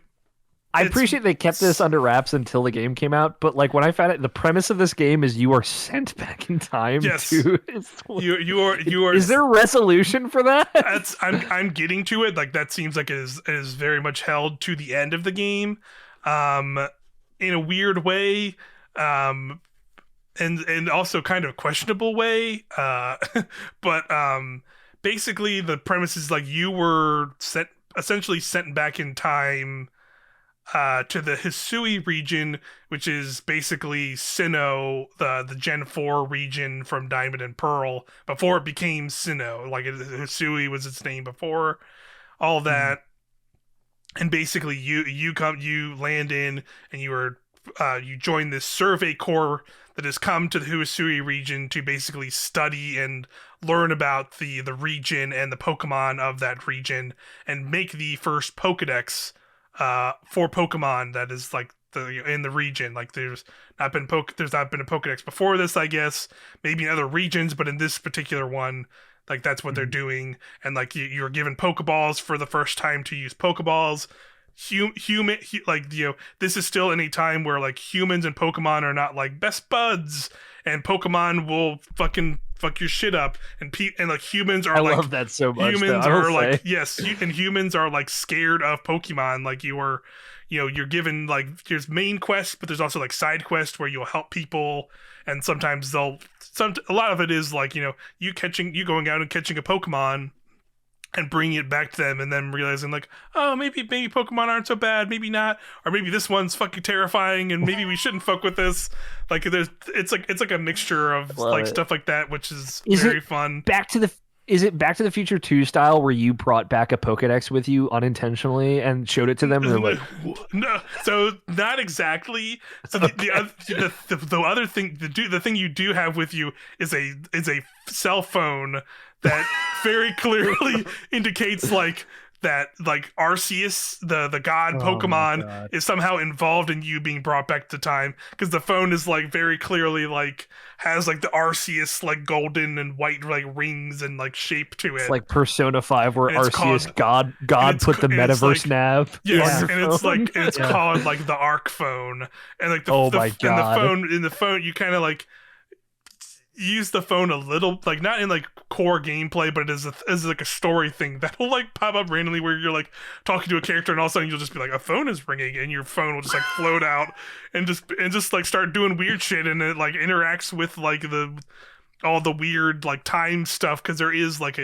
other components to like the gameplay that I'll get into that deal with like the weird time aspect, because Diamond and Pearl, that's like the whole thing with those legendaries were they were time and space Pokemon, Palkia and Dialga, and Arceus was like the god or creator, as they would put it.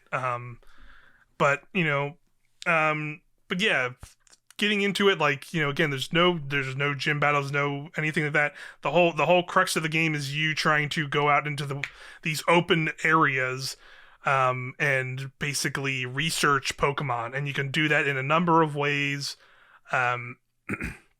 You can you are a third person controlling a character running through these open worlds, and Pokemon are just free roaming around. When you when you get nearby one, you can basically lock onto it, and essentially like pull up your Pokedex to see a whole stack of Pokemon things. Alex stepped away, so maybe we should hold on till it gets back. Yeah. We'll be right back.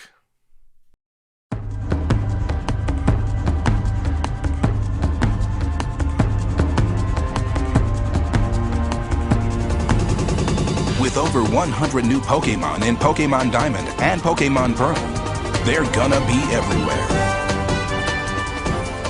Ready to catch, battle, and trade. Pokemon Diamond, and Pokemon Pearl. Gotta catch 'em all. Only for Nintendo DS, rated E for everyone. And we're back.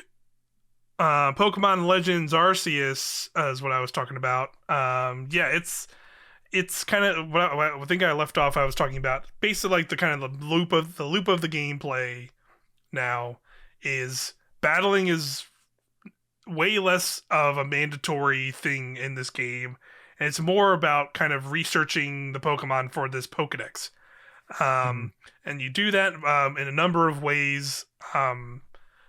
And basically kind of how it starts out is like, you're running around the open world. You have, a bunch of different items. You have Pokeballs, of course. You have like berries and other different kinds of items that you can interact with the Pokemon. No held items though. Get that out of here. Yeah, there's no held items for battling or anything like that.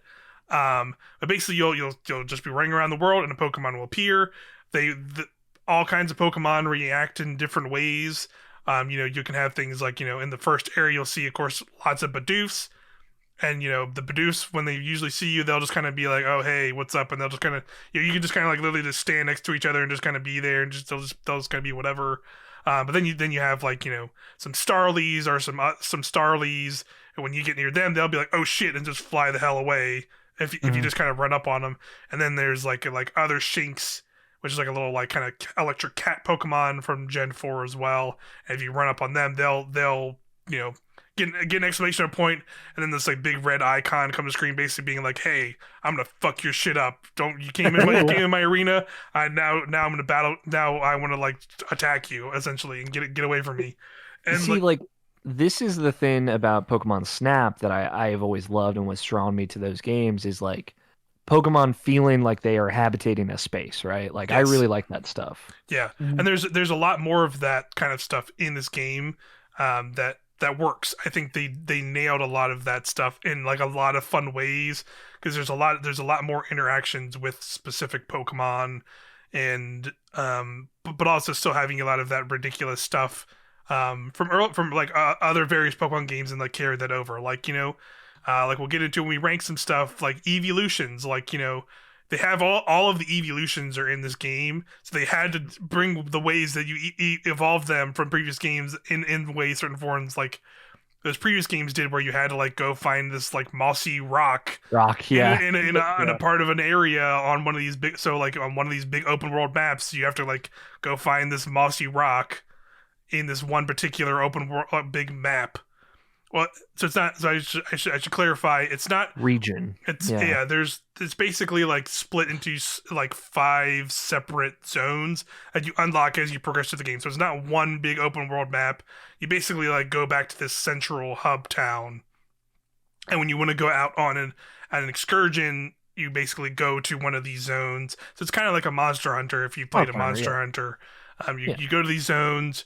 It's literally how Monster Hunter Rise works specifically. Yeah, you go to the zone, and then the Pokemon are around, and then you can go and catch them and do the research from the Pokedex, because like once you catch one for the first time, it's not technically like checked off in your Pokedex as like a, usually when you catch one, you'll have a little Pokeball icon next to it.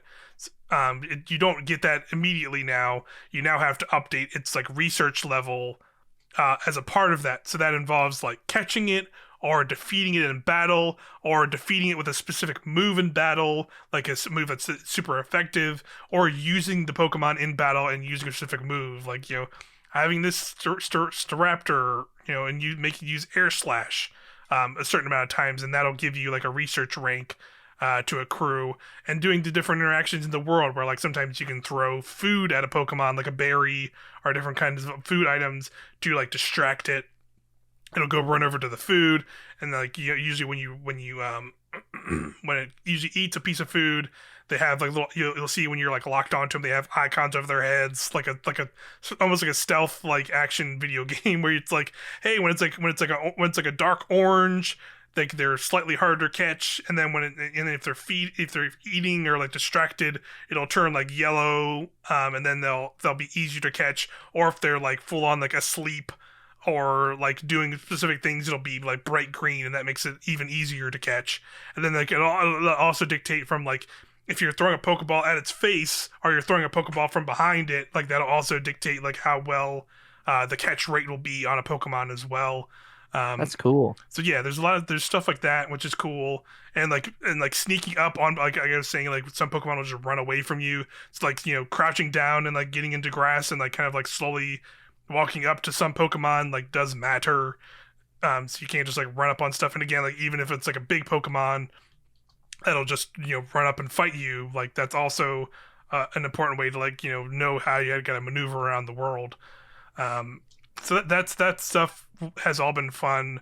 I like a lot of that new interactions, but I think like my again like the gripe I said before, some of like doing the research stuff can feel very like busy worky, because a lot of it is that same stuff of like me and Quinn actually did a viewpoints video of Legends Arceus where I go into this a little bit more. So if you want to check out that, feel free to do so, because I talk about it there too and show like some examples.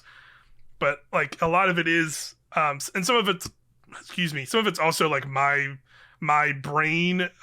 Like they're just kinds of video games that trigger that like completionist aspect in a video game for me. Pokemon is absolutely that. Pokemon is a franchise that probably started this for me. And so as soon as I was introduced to that research mode of like, I caught a Pokemon and then I brought up the Pokedex and then it gave me this list of things I needed to do to check off to like get do these things to get the check mark.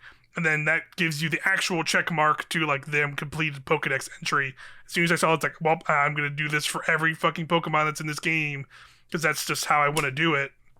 And that is like, I need to play it that way, and I need to be like mid-maxing like the way I'm playing the game to try and check these marks so I can get the progress that I want. And so like that stuff just has been a lot. So I think I'm at 50 hours because I've been doing a lot of that, and it's probably not completely necessary if you just want to kind of mainline the game. Like I think you don't. I've heard the post game does require a lot of completion stuff, and that's kind of why I think I'm hitting that a little bit of that mark in this very end moment of the game, where I feel like I'm literally like 2 battles away from getting to like the credits more or less. And I think that I've hit that point because this like up until that point the game does not really ask a lot of you from that stuff. Like you can just kind of like catch Pokemon as you choose, as long as you're at least like checking a handful of those boxes, you could probably get to all the different zones and kind of get to this point. But because the way I've been playing, where like I keep like 2 main Pokemon, which is my 1 starter, and just like I've got a Chimchar very early on. So now I have those 2 as level 60 Pokemon, and then literally the rest 4 of my Pokemon for the whole game have just been swapped in and out because I've been doing the various little research tasks to upgrade that rank. So now I'm like hitting battles where I'm fighting actually like having high level Pokemon and like a team of Pokemon actually do matter. But now it's like 50 hours later, and I now have to like probably stop because I can't even beat this battle just with these 2 Pokemon, because they have like 4 or 5 level 60 Pokemon compared to my 2. So now I have to probably stop and actually go pick out some Pokemon and level them up more, which will be a little sucky, but at the same time I can still kind of do that research stuff at the same time. So I feel like I'm just gonna probably be doing that for a while to hopefully finally beat the game. And I think like that's kind of my takeaway is like I there's so much they do in terms of like building a like new feeling world and like a living world with Pokemon in this game. They do so much of it right, but then I think it does get bogged down with kind of this repetitive kind of research check mark boxing, and also like kind of not incentivizing me more to like use a team of Pokemon like I would in a traditional game, where like it kind of mattered when I had to go battle a gym and get ready to go take on this gym with a team of Pokemon that I felt like I was, and in doing that then gave me this connection with my team of Pokemon, where now that like does not feel as impactful as it did, where now it just feels like a lot of these Pokemon I'm catching are just to like check this box in this kind of open world style of a video game. and some of that is just my own brain because I just it's triggering my whatever it is in my brain to like want to do that and play it that way. Like Numbers go up, go big, go yeah, good. and like Yeah, I just yeah. So some of these things are definitely like qualms that I think other people can like not get involved with, but yeah, I am still really enjoying it a lot. I definitely I will considering I in this little break period from our last episode I played more, of that remake of Diamond and Pearl, and I've said it even in that episode, like that's my favorite, probably like my second favorite generation behind Gold and Silver, and I probably didn't even get past the third gym, and that just kind of I think that says a lot, when it's like it's just that I love Pokemon games, but I've definitely hit a point where like I do need a little bit more from them than just like this very faithful remake that is just that exact game I've already played hundreds of hours in. So getting this was like it was. I ended up liking it even more than I thought I would, even with the issues I had with it. But I'm also kind of also at that point of like, what the hell does this mean for the future of this franchise? Because I don't know. I don't think they could just do a Legends 2. But I also don't know how much they can intertwine that core Pokemon game with this game. Like I feel like there is like a mixture game where they could still have the more sort of traditional trajectory of like you going to towns and taking on gyms and having your rival and having this battle with like whatever team, the standards in kind of a Pokemon game, but then maybe also sprinkling in the more open world aspects of like having more Pokemon out in the world to act with, have these much larger environments to explore and go around. Um, having that how to like mix that stuff. That's definitely a big task. Yeah, like for them to tackle that I'm very curious. So like if that is the direction they're going to go.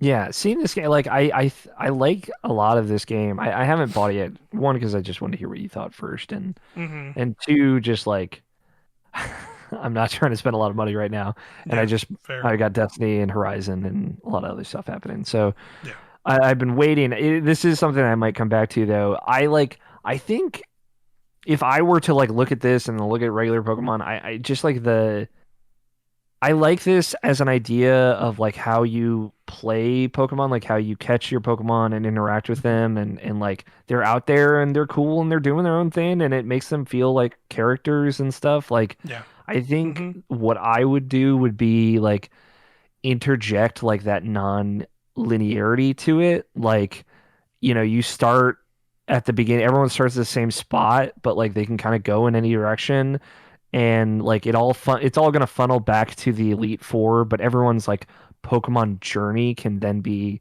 a little different. Like, right. Oh, I chose the fire starter, so I'm going to like head to the icy region first and see what I can do there, and then from there maybe move on to like a grassy region or so. Like, like that idea that you can kind of move across this big space in any direction you want. You just have to kind of touch every base before you can then push to the Elite Four. Just because, like, I like the idea of not everyone's Pokemon experience being the same thing. Like, I think that's a big thing with like Sword and Shield and just other more traditional Pokemon games of like you get your 3 starters and that's cool and that can kind of start the tone of the game very differently. But then like I do see a lot of people just kind of end up with the same Pokemon. Like Right, yeah. Diamond and Pearl is like a great example because it's like everybody's just got a Weasel on their team, like it's just the you need an early a cool ass Pokemon, but like you're cool Pokemon, but you need a flying type, a water type. Those are the ones you get early. You invest in them early, and then why would you change? Like why would you switch up later?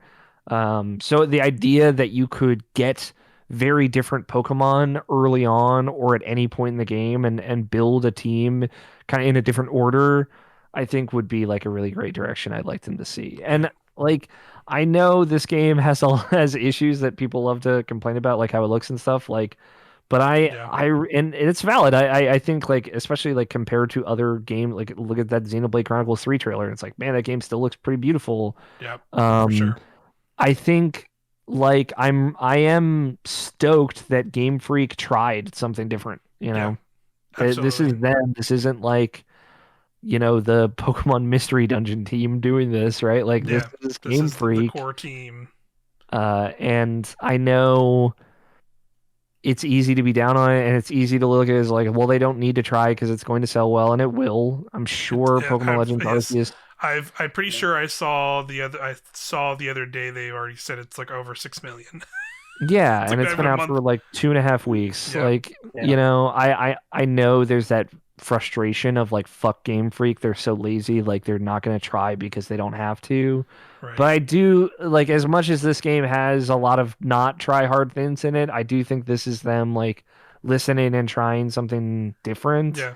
And it makes me at the very least hopeful for whatever comes next. Yeah, that's pretty much where I'm at too. Of like, I like a lot of the ideas in this game.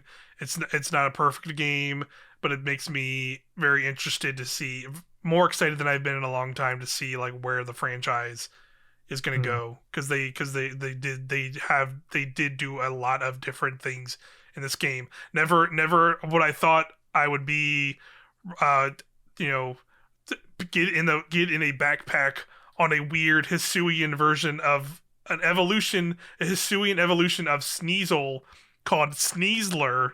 Great name. Yeah. One of like they had to introduce like the aspects again. This game got compared a lot to Breath of the Wild. Is it spoilers? Is it Breath of the Wild Pokemon? Kind of, but not really. But they clearly tried to imitate some of the like freedom of movement around the world, and they did that by like giving you like Pokemon you can ride around on or get things. And Sneasler's thing is literally you get put into this weird wooden backpack on the back of it, and you can literally see like these like weird eyes and like a shadowy figure that I guess is supposed to be you on in its backpack. It looks really ridiculous, and it can just climb up walls. You can just freely climb with it, and and so they gave you those like movement options, and then the last one you get is like a Braviary, which literally is just like you pull out the Braviary, it just flies up in the air, and you can just fly over this whole region, and just move around freely.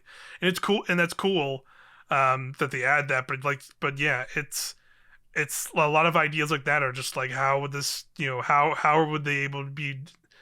I can see how some of this stuff can carry over into a new game, but I don't think everything can carry over into a new game. And I think they do need some of that stuff of like, you need to have that core thing of like, building your team. You need to go go catch Pokemon. You obviously catching Pokemon, like I want that, like you need to make your team and to take on these other things. I think the stuff that's in this game would make a really like in the future would make a fun like side thing to do in a main Pokemon game where you are going to do battles and are like the gym kind of league, or like some kind of trainer battle league or whatever, where like if you could on the side to like get different things for training or leveling up Pokemon, you like take on these research tasks to like go interact with Pokemon out in the wild, but then that feeds back into this core RPG upgrading and going out to fight at gym battles or something. Like I think if they find a way to mix and match that stuff, that would be a pretty awesome freaking game. Because that's the thing, like there is a lot of stuff that isn't in core Pokemon. Like you can't go online battle in this game, for instance. You can trade with other people, but there's like no real online battling. There's like Pokemon don't have like the like basic like the kind of like what are they, like the behaviors, like the core traits where it'll be like, oh, this Pokemon, like they're passive. Yeah, where like they get a low enough health, they do more damage with this type of move. Like they don't have any of that stuff at all, and they definitely like kind of simplified a little of the battling stuff. Again, there's like no trainers. I mean, actually, at the point I'm at now, there is like a little bit of that, where like there's this group you meet, and then now they kind of remind me of the stupid ninjas that would randomly appear in Breath of the Wild, where they just start teleporting at random points and you have to fight them. Yiga Clan. Yeah, now there's like these like 3 ninja ladies that will just like, when you're running around the world, you'll just see one like standing up on a cliff, and if you get close enough to them, they'll just go like, hey, let's battle, and then you'll just have to battle them. That's fun. That's like towards the very end of the game, but other than that, like the battling is just part of the main story. Like, or if you're like battling a wild Pokemon, like you can pretty much ignore battling for like a vast majority of this game. Or like if you see a Pokemon like pissed off at you, and like once it gets and it's also, I should have mentioned, when it gets in that pissed off state, you can't just like throw a ball at it and stop the fight. Like it'll just keep attacking you until you either start a fight and have to fight it and defeat it, or get into a battle and then weaken it and then catch it, or you can just like run the F away and just be like, I'm out, and just run away. Those are kind of your options when they start attacking and stuff. But yeah, overall, I've enjoyed it quite a bit. But it's been. Would you recommend it? Yeah, for sure. I definitely recommend it. It is pretty fun. It's a refreshing. It is generally a refreshing experience for Pokemon if you're somebody who like still likes Pokemon and the franchise a lot, but necessarily like maybe is a little at the moment fatigued by like going and just running that kind of linear loop to go fight at a gym, go do this next thing, go here, like you did in Brilliant Diamond and Shining Pearl. Like this feels nice to like not have those restraints, even though there is still like a little bit of like grindiness to it in terms of like you got to go research Pokemon, you got to go run out there and find them, you got to catch them a bunch, you got to do different things in battle with them, and there is a little bit of like grindiness to that in order to progress through the environments, because that's kind of like what gates you to getting to next areas, but also kind of like it's also tied behind the main story, which a lot of it is not crazy. Granted, like Pokemon's never been like a big story thing. Kind of the main thing is like you are helping, except for Black and White. It's good story for those games.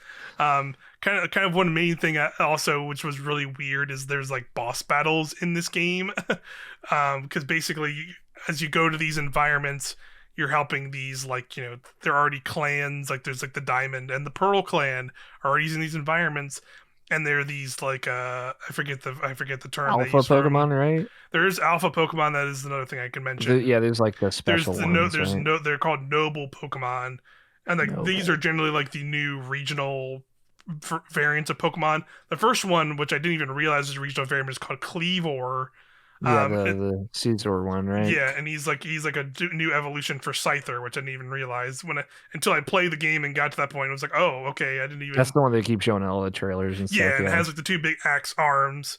So when you first interact with it, it is literally like you get put into like a big circular arena with a big tree in the center, and the Cleavor is literally just like charging up and doing like a very old ass video game style boss battle where like it runs and charges at you, and you have to line it up so it runs into the tree, and then it gets stunned, and then when it's stunned, you can actually pull your Pokemon out and then like initiate a battle and do damage, and then like kind of do a Pokemon battle, take its health out, and that stuns it, and then you have these like little like bombs is what they call them, but they're just like these little like little pouches, and you're really throwing these pouches endlessly at this Pokemon to whittle its health down. Like the pester balls from Pokemon Snap. Yeah, and it's just like a repeat of that. And then there's like a bunch of different, like each region has its own noble Pokemon.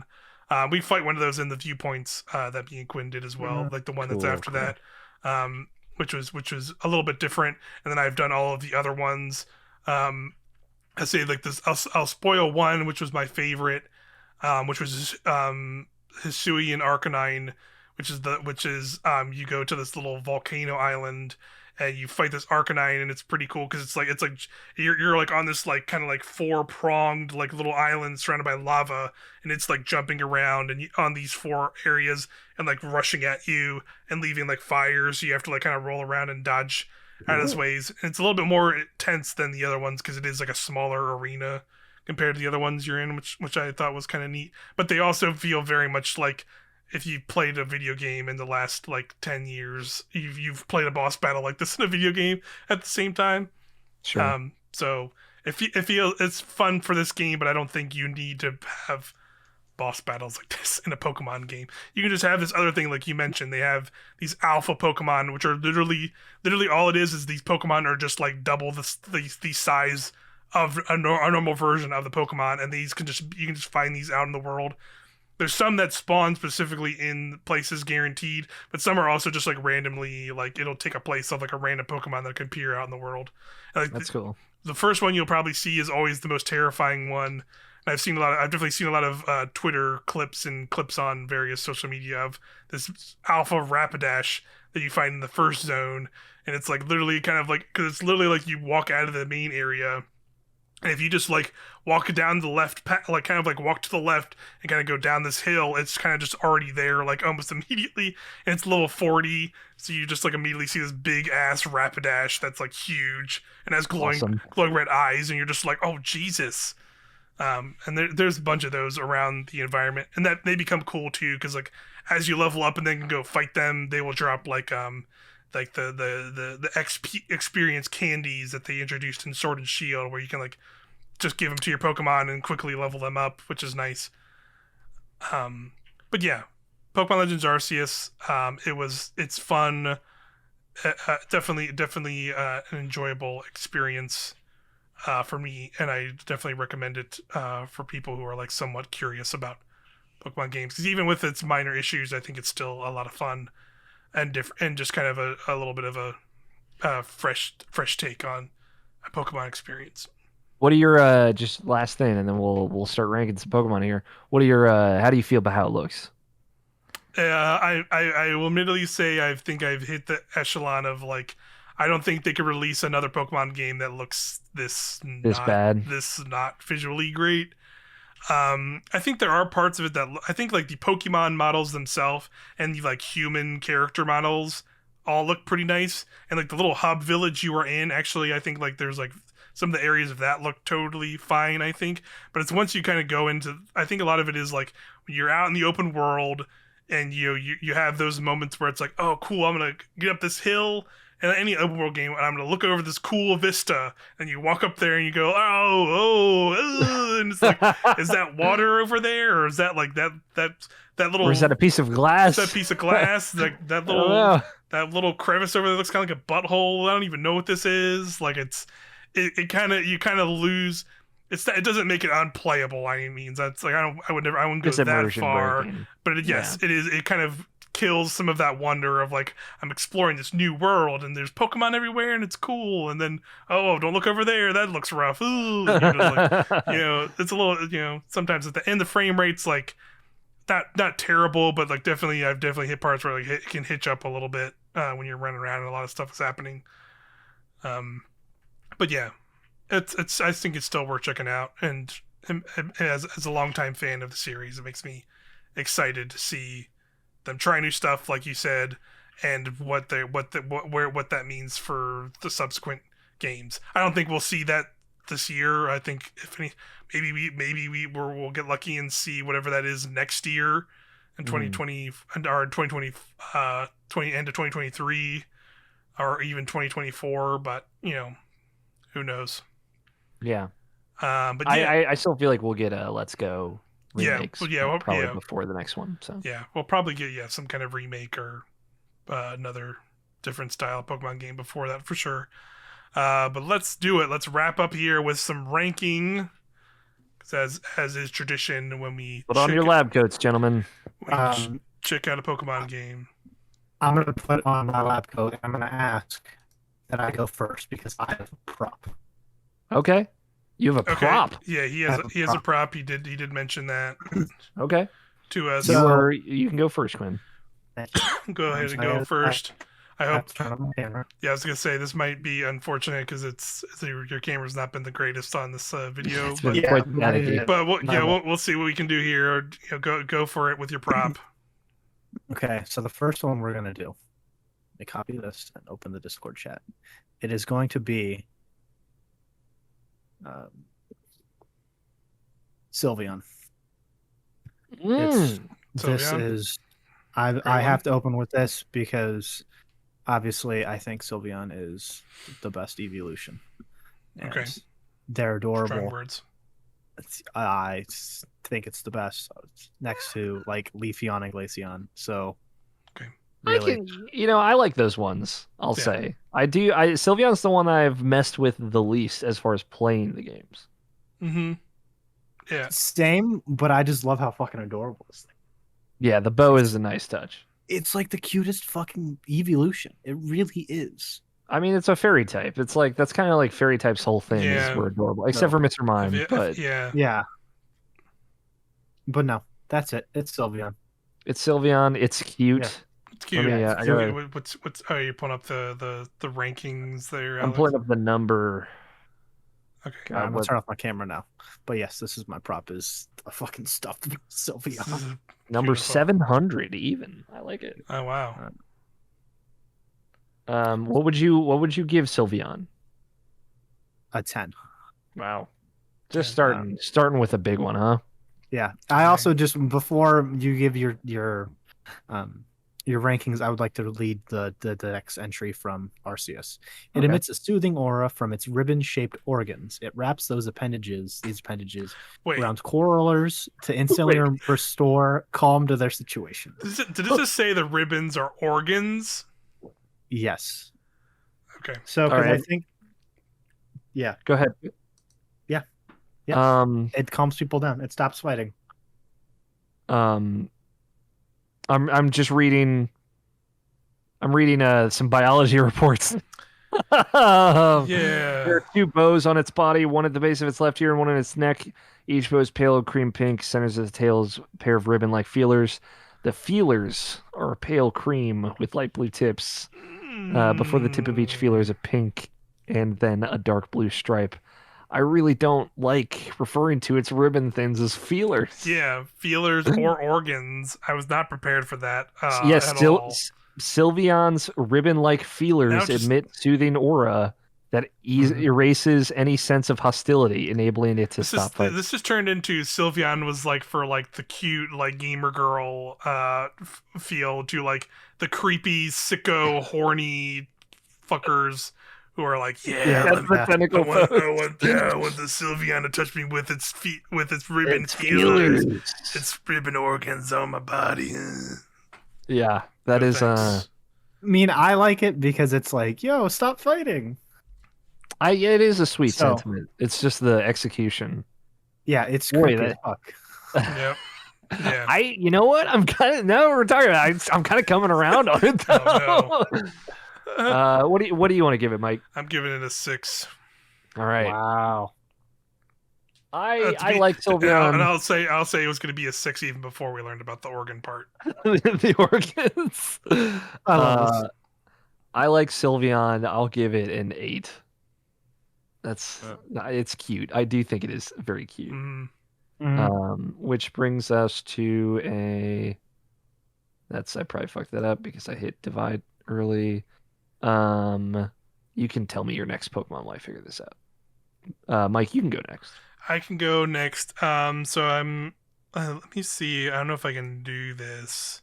It's an 8. Because I was gonna share this, but I think it might mess up the recording in our Discord chat. Because for you it would probably break it. So I don't know if I can share the link here with you. So I'm just gonna I'll just describe it, and pull up the Pokedex. It is a new Hisuian Pokemon. I'm gonna mainly try and do the new Hisuian forms since I've been playing Legends. My first one, which was one I actually liked. It grew on me as I saw it more in game. Is Ursaluna, and it is a evolution of Ursaring that is in this game. That is cool. He's literally like you kind of go from the Ursaring, the traditional Ursaring, who's like a standing up bear with literally the big ring on his back, to Ursaluna, who's like kind of hunched over and has like a big back with fur. But my favorite thing about it is literally on his head, his forehead, he has a moon circle with like little, and his eyebrows are the clouds for the moon. Yeah, that's pretty good. Yeah, good fun design.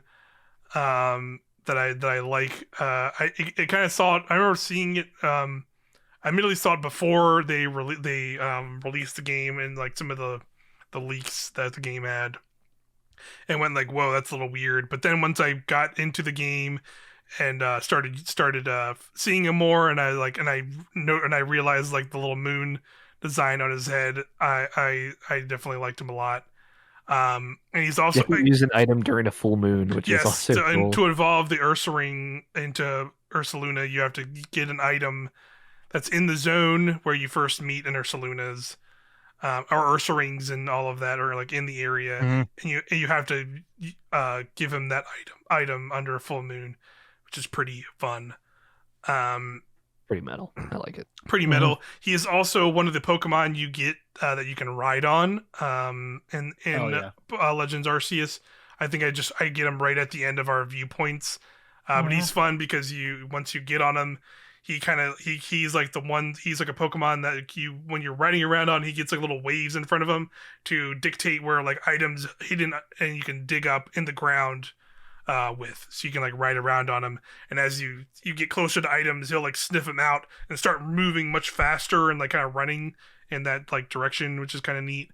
But yeah, it's just like it's like a fun little spin on like a Gen 2 Pokemon that we haven't seen in a while, just now here in Legends Arceus. And I thought that was just like a fun way to kind of bring this Pokemon into this, and it's just like a fun different design that I just really liked. So there's not enough quadrupedal Pokemon. Yeah. Yeah. Outside of like the deer type Pokemon and shit. Like yeah, totally. So I'll give Ursaluna an 8. Nice. I'm also feeling an 8. I like this guy. He's a big boy too. Big boy. Yep. Yeah, because I was gonna want to read his weight. He's 640 pounds. Yeah, big boy. Big bear boy. And I'll definitely give him an 8 as well. I like it. I was thinking 7.5, but you know what? I'll round up to 8. Keep it a nice even 8. Like it. That makes it score a total of 8 as well. Beautiful. For me, I wanted to bring one Hisuian at least, and you actually mentioned it earlier, so I'm glad it came up, which is the Hisuian Arcanine. Yeah. I was looking at the Pokemon earlier, and I thought this guy looked pretty badass. Yeah, he's very badass, and it was definitely my favorite introduction because he's like a part of that little story, like one of the noble Pokemon storylines, which like the kind of the one I liked immediately out of all the other ones, because it's the whole story is like you meet like kind of the person who's like overseeing the area you're in, and they have 2 Hisuian Growlithe, and she's having trouble figuring out which one of the Growlithe are going to be like the next noble of the area and like the protector, and so one is like a slightly bigger Growlithe, and one's the smaller one, but that smaller one is the child of the former Arcanine that was the noble that has now passed away. So you kind of have this whole storyline where that Arcanine, that Growlithe is like stolen by this group, and then you have to go save it. But then when you go save it, it evolves into Hisuian Arcanine and becomes the noble with the help of its father, who hears its father's roar from a top of a volcano, like telling him to take the reins from me, son, in a like Lion King Mufasa to Simba moment. So badass. I did not know any of this. Yeah, that's like the story. That's like the little storyline that's like in that section of the thing, which is fun. I guess spoilers for that, but that's like the one that I think is like actually interesting, and the rest were kind of whatever. But yeah, Hisuian Arcanine has like a cool design. I have not actually caught one in the game yet. I do have I have Hisuian Growlithe. I have caught those, but I have not evolved them yet into the Arcanine. But yeah, I love those designs. I remember as a kid, I loved Growlithe. I remember when Gary had an Arcanine. I was like, "Fuck, man, I want an Arcanine." Yeah, come on, Gary, come on. Cool.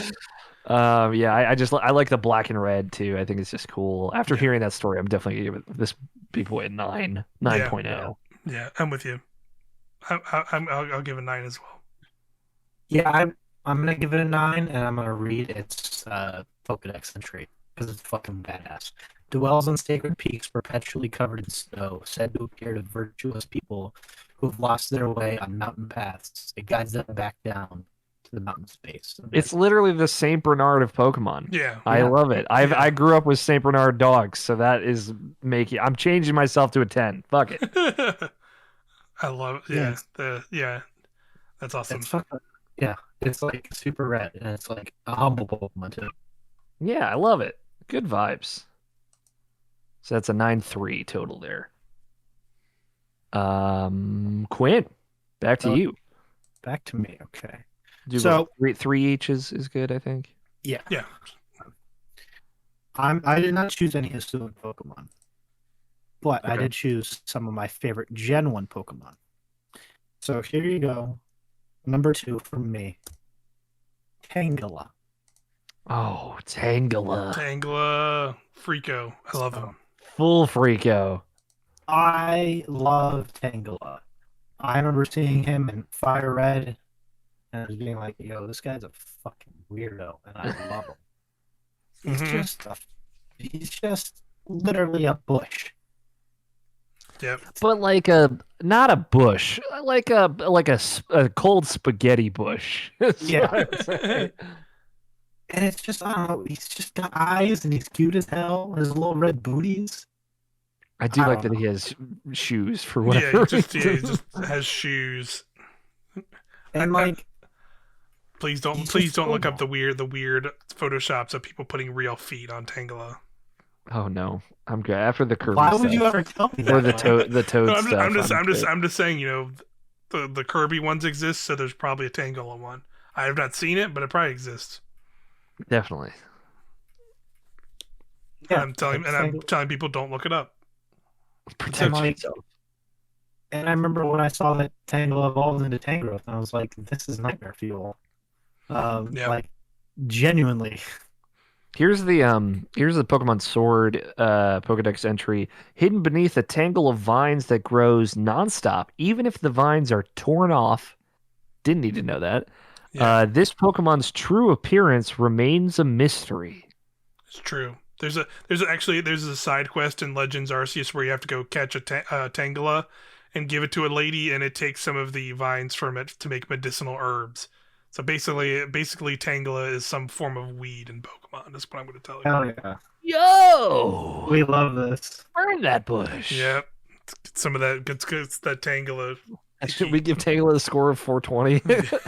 Yeah. Oh man. Yeah. All right. We won't even. So I don't know what other Pokemon we could give 420. Yes, true. There's no other weed Pokemon, Yeah. so I could definitely smoke some spliffs with Tangela. All right, Tangela. Why not? 420. Love it. Rip some vines off and get some of that vine yourself. Rip some vines and then rip some cotton. Rip some of that good stuff. All right, Mike. Yep, I got another Hisuian form for you. This one I like a lot. The pictures of it I think don't do it as much justice as seeing it in game, I will say. And that is Hisuian Goodra. Goodra? Yes, Goodra. What did you call me? Yeah. You remember Goodra from, I think it was from X and Y. That's when this Pokemon came in. Hisuian Goodra, I will tell you, that is not a giant tail on it. Hopefully you guys have the picture up of it now. I am looking. What is it? What is this? It's a Goodra in Hisuian form is a snail. Oh, a shell. That's a shell. When it attacks and does moves, it sucks back up into the shell and doesn't attack. I didn't know Goodra was a Pokemon. It's funny because I picked the pre-evolution of this Pokemon as one of my backups because I had never fucking seen it before. Hell yeah, Lego. But I'll read the Legends Arceus entry as it able to freely control the hardness of its metallic shell. It loathes solitude and extremely clingy. It will fume and run riot if those dearest to it ever leaves its side. Loyal Pokemon. I Loyal appreciate that. Pokemon. Ash has a Goodra in the anime. He has a big metal shell for a tail that he can go into as a cute form. The original form was just kind of whatever, but I like this form a lot more with that little extra going into the weird goo factor of this Pokemon. And I'd also say like it's not in the ranking, but there's a Hisuian form of its second evolution, which is also very good because it is just like it's literally just the head of the original gooey thing in a shell. And literally when you see it in the world moving around, it literally just sucks into its shell and like starts rolling around like a Sonic, spin ball in the shell, which is very fun. That's cool. But yeah, Goodra, it's just a fun form, and I think it's like the first time seeing X and Y was like weird, and just kind of like I didn't fully get what they were going for with it just being this weird goo sort of dino looking thing. But I think them incorporating this as like now it's like this like snail dragon, is cool, and also it has like the shell is like metal and metallic, so it makes sense because it is now is a steel dragon. Yeah, Which is a cool type combo as well in Legends Arceus, so I like it. So I'm going to give it an 8.5. I want to point out that the image on PokemonDB.net for Goodra, the Soon Goodra, makes him look very depressed and very tired. Yeah, I mean, he has. I was gonna say, yeah, Gudra's, definitely even on the Cerebi page, he has like his eyes are like he's like kind of like looking down. He's definitely he looks tired. I'm on Bulbapedia, and this Goodra looks hype. This Goodra looks like he's ready to fight. He's fucking popping off. Yeah, I was gonna go 7.5. Okay. I like the shell aspect. Yeah, I'll go 7 because it's Dragon Steel, and that's not something we really see. That's a cool combo. Oh, you guys, I got to do the math part. No, you're good. So that's a total of not that. All right, I'll do it again. I'll do it in a second. All right, my I did it. This was one. I believe this Pokemon is in the Arceus Dex, but maybe not a Hisuian variant. Number 282, Gardevoir. Ooh. Oh yeah, Gardevoir. Gardevoir is in Sword and Shield, or not Sword and Shield, Legends Arceus. I have one already actually, and a Glade too. Hell yeah! And Gardevoir, it was Grass Psychic, right? Yeah. Well, I think it's Psychic Fairy now. Psychic Fairy now. Okay, yeah. I think Gardevoir is dope.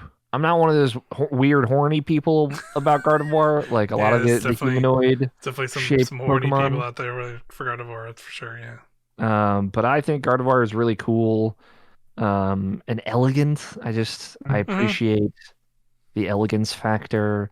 I forgot this is a fairy type, kind of the new updated. Yeah.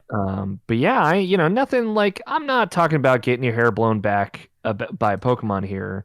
I believe this is what, Gen 3 or Gen 2? Gen 3, yeah.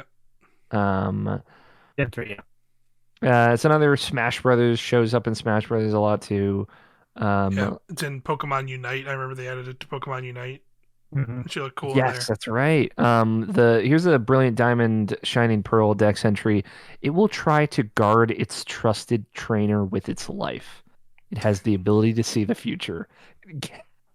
You can't just drop that as an add-on. That's intense. Pokemon, you can't do that. The Black and White 2 one is also great. To protect its trainer, it will expend all its psychic power to create a small black hole. Which you can't say this shit, you guys. You can't just put that fucking energy out there. I think that's almost bad. Yeah, that's definitely bad.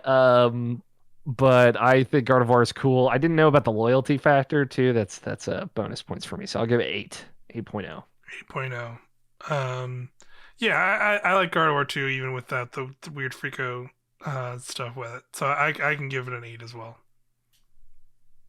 I will give Gardevoir a 9.5 just because I Because you're remember one of those horny freakos. no, because I remember the first time when I played Emerald and I got a Ralts, and it was like the fucking coolest fucking thing, and I got all the way to Gardevoir. Like, this is cool.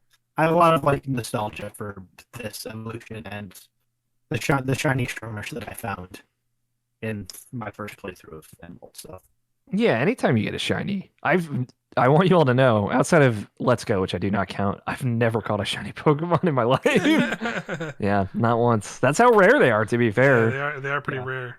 And I don't do shiny hunting. Again, like Let's Go kind of had that mechanic for it. So I caught like a couple in that game, but I don't really count that. I will say that there is a mechanic in Legends Arceus for that as well. And I think they're also much more prevalent. There is actually a side quest that just gives you a shiny, actually too, in it, where because it's like like a thing to introduce the shiny Pokemon. Be like, oh, this Ponyta looks different, and it's just like they just give you a shiny Ponyta. It's like dope. Cool. All right, Quinn, your last Pokemon. my last Pokemon. Okay. I'm gonna choose this guy. I have two lined up, but I'll choose this guy. Again, another Gen 1 favorite for me. It's Paris. Paris. This is a good one to bring up because Paris actually in this game are like huge assholes in like the early part because again it's one of those Pokemon that will just like when it sees you it'll get pissed off and be like, hey, let's fucking fight, just run up on you. And it does like it straight up does like spore attacks where it'll just shoot like a big poison spore burst at you, and it's just like, oh fuck, and like you'll actually get like you'll have like a similar poison effect if it hits you, where it'll like give you like kind of like a little damage over time, or it'll do like a like AoE like thunder like stun spore, which will like knock you down on the ground and it just keep attacking you. And like they'll just do that to you in this game, and they're just like assholes in the early parts of the game, at least. I remember the anime the first time it showed up in the anime, it was also an asshole in that too. Yes. So it's funny. Yeah, it's probably the crab part of it that is like the asshole part. It's definitely like a crab. It's style Pokemon crustacean. If you look at the Pokedex entries, it's a crab, but it got corrupted, so it's mean now. Yeah, yeah. I really love that. Yeah. So. Yeah, the Omega Ruby Alpha Sapphire one, I like. Paris has parasitic mushrooms growing its back called Tochukaso. They grow large by drawing nutrients from this bug Pokemon host. They are highly valued as a medicine for extending life. I guess fucking the Holy Grail exists within this Pokemon. Jesus. Yeah. Yeah, it's Paris has always been like one of my favorite. Like, he's just a little fucking guy. He's a lot of little fucking guys in Pokemon, Quinn. You can't just keep saying that. Yeah. But he's also a foot tall and like 11 pounds. So and the most of the weight is mushroom weight. Yeah, absolutely. What are you gonna give it, Quinn? It's probably an 8 for me. Okay. 4. Get this crab out of here. Wow. Dang, got him. You're from like Maryland. Crabs are like. I hate crabs. Really? I don't mind eating them. They're fine. I'm not like one of those fucking weirdos around from Maryland that eats them all the time or whatever, but I hate crabs. They're assholes. They're terrible, terrible creatures. I've killed many of them in my day and I regret none of it. Wow, Alex O'Neill, the murderer. Crab murderer. I worked at a seafood restaurant, all right? That's fair. Gotta get my hands dirty. Yeah. You know, when you a little fun fact about cooking crabs, typically you put them in a machine called a shocker. It's basically a tank of water that you run an electric current through to stun and paralyze crabs so that you can load them into pots and cook them. That sounds terrible. Yeah. And not humane. Yeah, I mean, I don't know a humane way to kill an animal and eat it, so yeah. Yeah. Anyways. Mike, what are you giving Mike, what are you gonna give? I'm gonna give it a 7. All right. Because I feel no positive or negatives towards Paris. All right, I'll take it.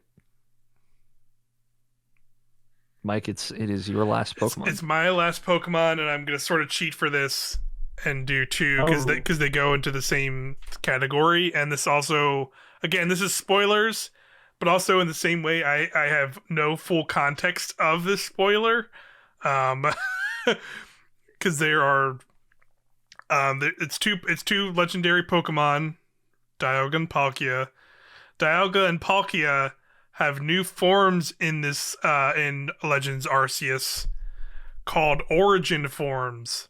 Get the fuck out of here. And so this is I'm gonna in an editing post I'm gonna make this look better, but I'm actually gonna minimize the thing because I don't think either of you, if neither of you have looked at this yet, I want to post the pictures. I'm looking at one right now. I'm posting the pictures in our Discord chat because I want to see your raw reactions. This is the most we've talked about Mr. Rhyme, and that is the most Xehanort hideous ugly Pokemon known to God. Dialga Origin form and Palkia Origin form. Palkia, man. Look at these fucking pieces of fucking garbage. I can't believe these are official Pokemon designs. These are the worst things I've ever seen. There's people who get really antsy about Pokemon designs. I like a lot of the new, most of the other Hisuian Pokemon in this game are generally cool to the ones we've talked about, like Arcanine and Ursaluna, and some of the other ones I didn't bring are totally fine too. They're kind of, most of them are from cool or neat to just fine, no kind of an indifference towards. These, however, are what the hell were they thinking with these fucking things? They look like utter garbage. I want to tell you exactly what happened here. People at Game Freak, they were like, you know what? What is Let's this? stop some acid and think of Pokemon, and this is what we got. Because honestly, I've been around people who are high on acid, and this is the kind of shit that they would talk about. Again, this is somewhat story spoilers for Arceus, because I'm guessing these are the things you kind of fight at the end of the game. And you can kind of clearly see some inspiration was clearly made by Arceus, the titular name of the Pokemon, because you can see both of them have the weird sort of rings around their horse bodies. But still, why do these need? I don't understand. Why do they look like horses? Why do they look like horses? Why do they even need to look like horses? Why do these exist when you literally just have Arceus and that can just be Arceus? Why make these? These look so bad. I don't understand. What is going on with Dialga's neck, dude? Yeah, what is happening? Yeah, what is the point of this? I guess it's supposed to be a canon because Dialga does a lot of canon stuff, but it's why did they give him weird fucking, I don't even know what to call those front arms. They're just I don't, front arms. Yeah. What are they even supposed to Why is there little blue antenna coming out of them? Yes. Yeah. This is troubling. This is these are terrible. I want to just fully say that this is the most Final Fantasy side boss bullshit ever. Yeah, this looked like weird Final Fantasy wannabe weapons, you know? Yes, 100%. They definitely give off the vibe of these are off-brand market. Yeah, these don't look like official Pokemon. Yeah. Go into a supermarket and find the and Arceus doesn't have a Hisuian form, right? I don't believe it has an origin, because it really hasn't been in a Pokemon canonically. The stuff in Diamond and Pearl is the bonus stuff that wasn't actually in the game. And I just want to say, this feels like we have Pokemon at home. Yeah, this is what this feels like. This is some Temtem Pokemon stuff here. Yeah, these are man, I don't understand why these were made, and I'll let you know though. This Palkia is growing on me. I don't know something about the weird shield chicken arms. I can't go down that path with you, sure. Unfortunately. But these just I don't understand why these were created. Like I have not gotten to the part of the story that these are in, but I really don't see the part of the story that makes me go like, oh, this weird fucking neck cannon growth on this origin form of Dialga makes sense now. The weird shield fucking orb shoulders that aren't even connected to the legs of this fucking Palkia. Yeah. Like neither of these designs like make any sense in any keep going back and forth me. like, and keep getting fucked up each time. Like, yes. I don't understand it. I just nothing will ever will, and they suck. And I hope that after this game, I literally never want to see these two things ever again in my fucking life. I'll take that as like a 1. Yes. Yeah. Both are 1s. Yeah, all right. I'm with Mike. If I can go, the lowest I could go is a 0. I'd go 0, but the lowest is 1. Yeah, so. I think 1 should be our lowest here. Yes. I'll give it a 3 because there's something about that. Those double shields on Palkia that's doing something for me. I just want to say it's because you've been playing too much Destiny.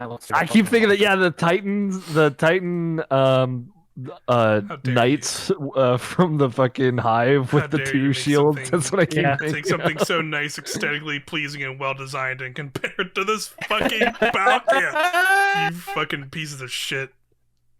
I'll never forgive you for that.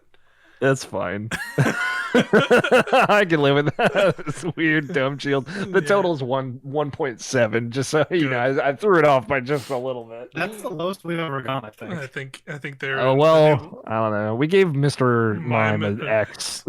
I would consider the best X is higher on my book than whatever. That's fair. So I'll put that there.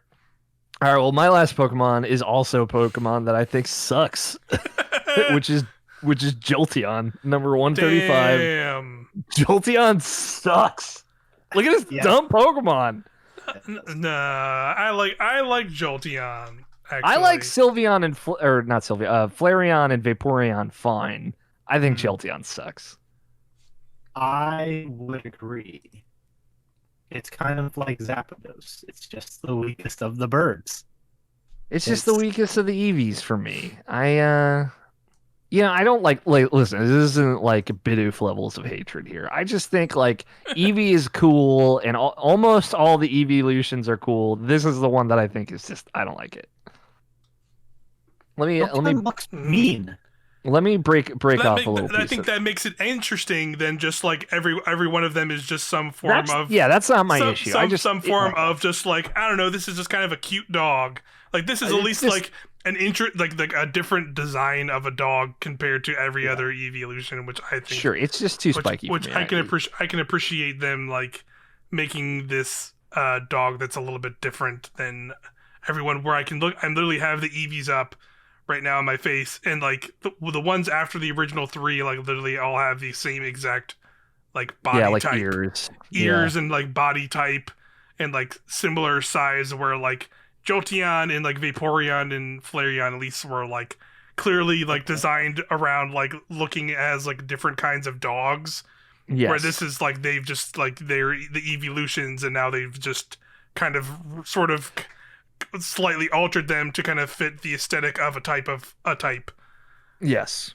Here's that let's go Pikachu, let's go Eevee dex entry. A sensitive Pokemon that easily becomes sad or angry. Every time its mood changes, it charges power. It gets stronger. I keep looking at this fucking Palkia Dialga. I have 2 tabs with it. I'm like, what the fuck is going on? I'll read this Legends of Arceus dex entry for Jolteon. Bristles its fur into sharp needle-like points when enraged. One can hear electricity crackle in its breath when it exhales. Bro, that's actually pretty badass. That's badass. I'll give it that. That's badass. Badass. This is a 4.5 for me. It's my least favorite evolution. I'll just say middle of the road, like 6. 6. But then okay, like I I also don't like real light, like static electricity in real life, because when it gets really dry, my cat carries that around like a motherfucker. My cat shocks me all the time. Like I've literally been laying in bed and I've seen like the fucking lightning from his fur to my fingers before. I'm like, this is Dry ass cat. Yeah. What do you got, Mike? I'm gonna give it an 8. Okay. Wow. I'm bringing it up. What would you say your favorite evolution is, Mike? My favorite. Hmm. Mine is Glaceon, for anyone curious. It's a very Alex and Neil Pokemon. Yeah. Of course, the Ice Queen of Pokemon. Yeah. I would say, like, honestly, it'd probably be either between Umbreon or Jolteon. Sure. Okay. Umbreon's badass. I like Umbreon. I like the eyes on Umbreon. And I like the when it does stuff, usually like the yellow glows on it. I thought was always cool. Yeah. A lot of cool art of Jolteon I've generally seen that I like as well. That's a ranking. I'll take you through them. Number 700, Sylveon, we gave an 8.0 average. 901, Ursaluna, 8.0 average. The Hisuian variant of Arcanine, number 59, 9.3. Tangela, number 144, we gave 420. Blaze it. Go and rip one out there, everybody. Number 706, Hisuian variant of Gudra, a 7.7. Number 282, Gardevoir, an 8.5. Number 46, Paris, a 6.3. And then a combo, numbers 483 and 44, the Hisuian variants of Dialga and Palkia, a total of 1.7 between the two of them. And number 135, Jolteon, a strong 6.2 to close this out. It's definitely, I would say, no, I guess the last time we had our highest score average. But yeah, we liked a lot of these Pokemon. Yeah. I love the list. A lot of good new designs, and of course, there's always the EVs. Yeah, well, some good new designs, and then Dialga. Yes. some new good designs, and then an atrocity created by I don't even know. I think our next one should be the all legendary one. Yeah, like we could. Legends. Yeah, I definitely we should. Yeah, rank some more legendary Pokemon. We've ranked a few because there's a mixed bag of legendary Pokemon across all the Pokemon games for sure. So I'm down. Yeah, but we've done like Latios and Entei. Yeah, like but we'll get to that one day, I guess, whenever we get another big Pokemon game, which maybe later this year. We'll see. Yeah, we might. Who knows? It's hard. It hasn't been in November without a Pokemon for a hot minute. So. Yeah, very true. But we'll just have to wait and see. And I think that'll do it for this trip to Nintendoland. This is a beefy one for our first one back. Oh, we did it, boys! For 2022. That was me on the roller coaster. Yeah, hell yeah! Now we can hit that. We can now we're at the end of the roller coaster, and now we're stuck in those weird cages. Now we have to sit here for a minute. Please let me out. Yeah. The guy controlling the ride's been like, "Bitch, you've been on this for 2.5 hours. What are you doing? You've been riding again and again for 2 hours." But yeah, thanks again, everybody, for sticking with us and either watching us on YouTube, video version, or listening on podcast services. We appreciate it, as always. Checking out and our if you stuff. like Irrational Passions, get ready for Destiny. Yes. Destiny. Yes. At the end of the month, February 22nd. If you're just here to check out our stuff because you like us and you're a fan of Irrational Passions in general, I will say strap in for some Destiny 2 coverage. Probably like a 10-hour stream on the 22nd. Whatever the launch day stream is. Literally probably the day after when we usually do our Wednesday night group streams will probably just be another Destiny stream. Yeah, we'll probably doing strikes or something. Well, there'll probably be that for a while, and then when the day one raid, which is March 5th. Yeah, mark your calendar. We'll be there. We're probably going to try and hopefully have a group of people ready and prepared to do it. Bring the tradition back. As we can be, I guess, and we will be attempting it and see how that goes. I just want to say real quick, y'all are braver than the troops for the day one raid. I don't know about all that, but we're fucking scared. That's for sure. I need to see it. Yeah, we got to know what's inside that ship, man. Yeah, we got to know what's in there. But other than that, we'll have some other stuff. There's lots more viewpoints coming in. A lot of video games still to release in February that are not Nintendo related, but we'll try and cover some of them. Probably not every single thing because it is a lot of stuff. But we'll still probably check out some of that stuff. So look out. Yeah, Horizon, I'll have coverage for and stuff like that. So yeah, yeah, and we may have something for Sifu at some point in the future. Yeah, so look forward to that, and plus maybe some surprises, things we haven't even gotten ready to talk about yet. But we have stuff. We do. Yep. See y'all next time. Thanks for watching or listening. Bye. Bye.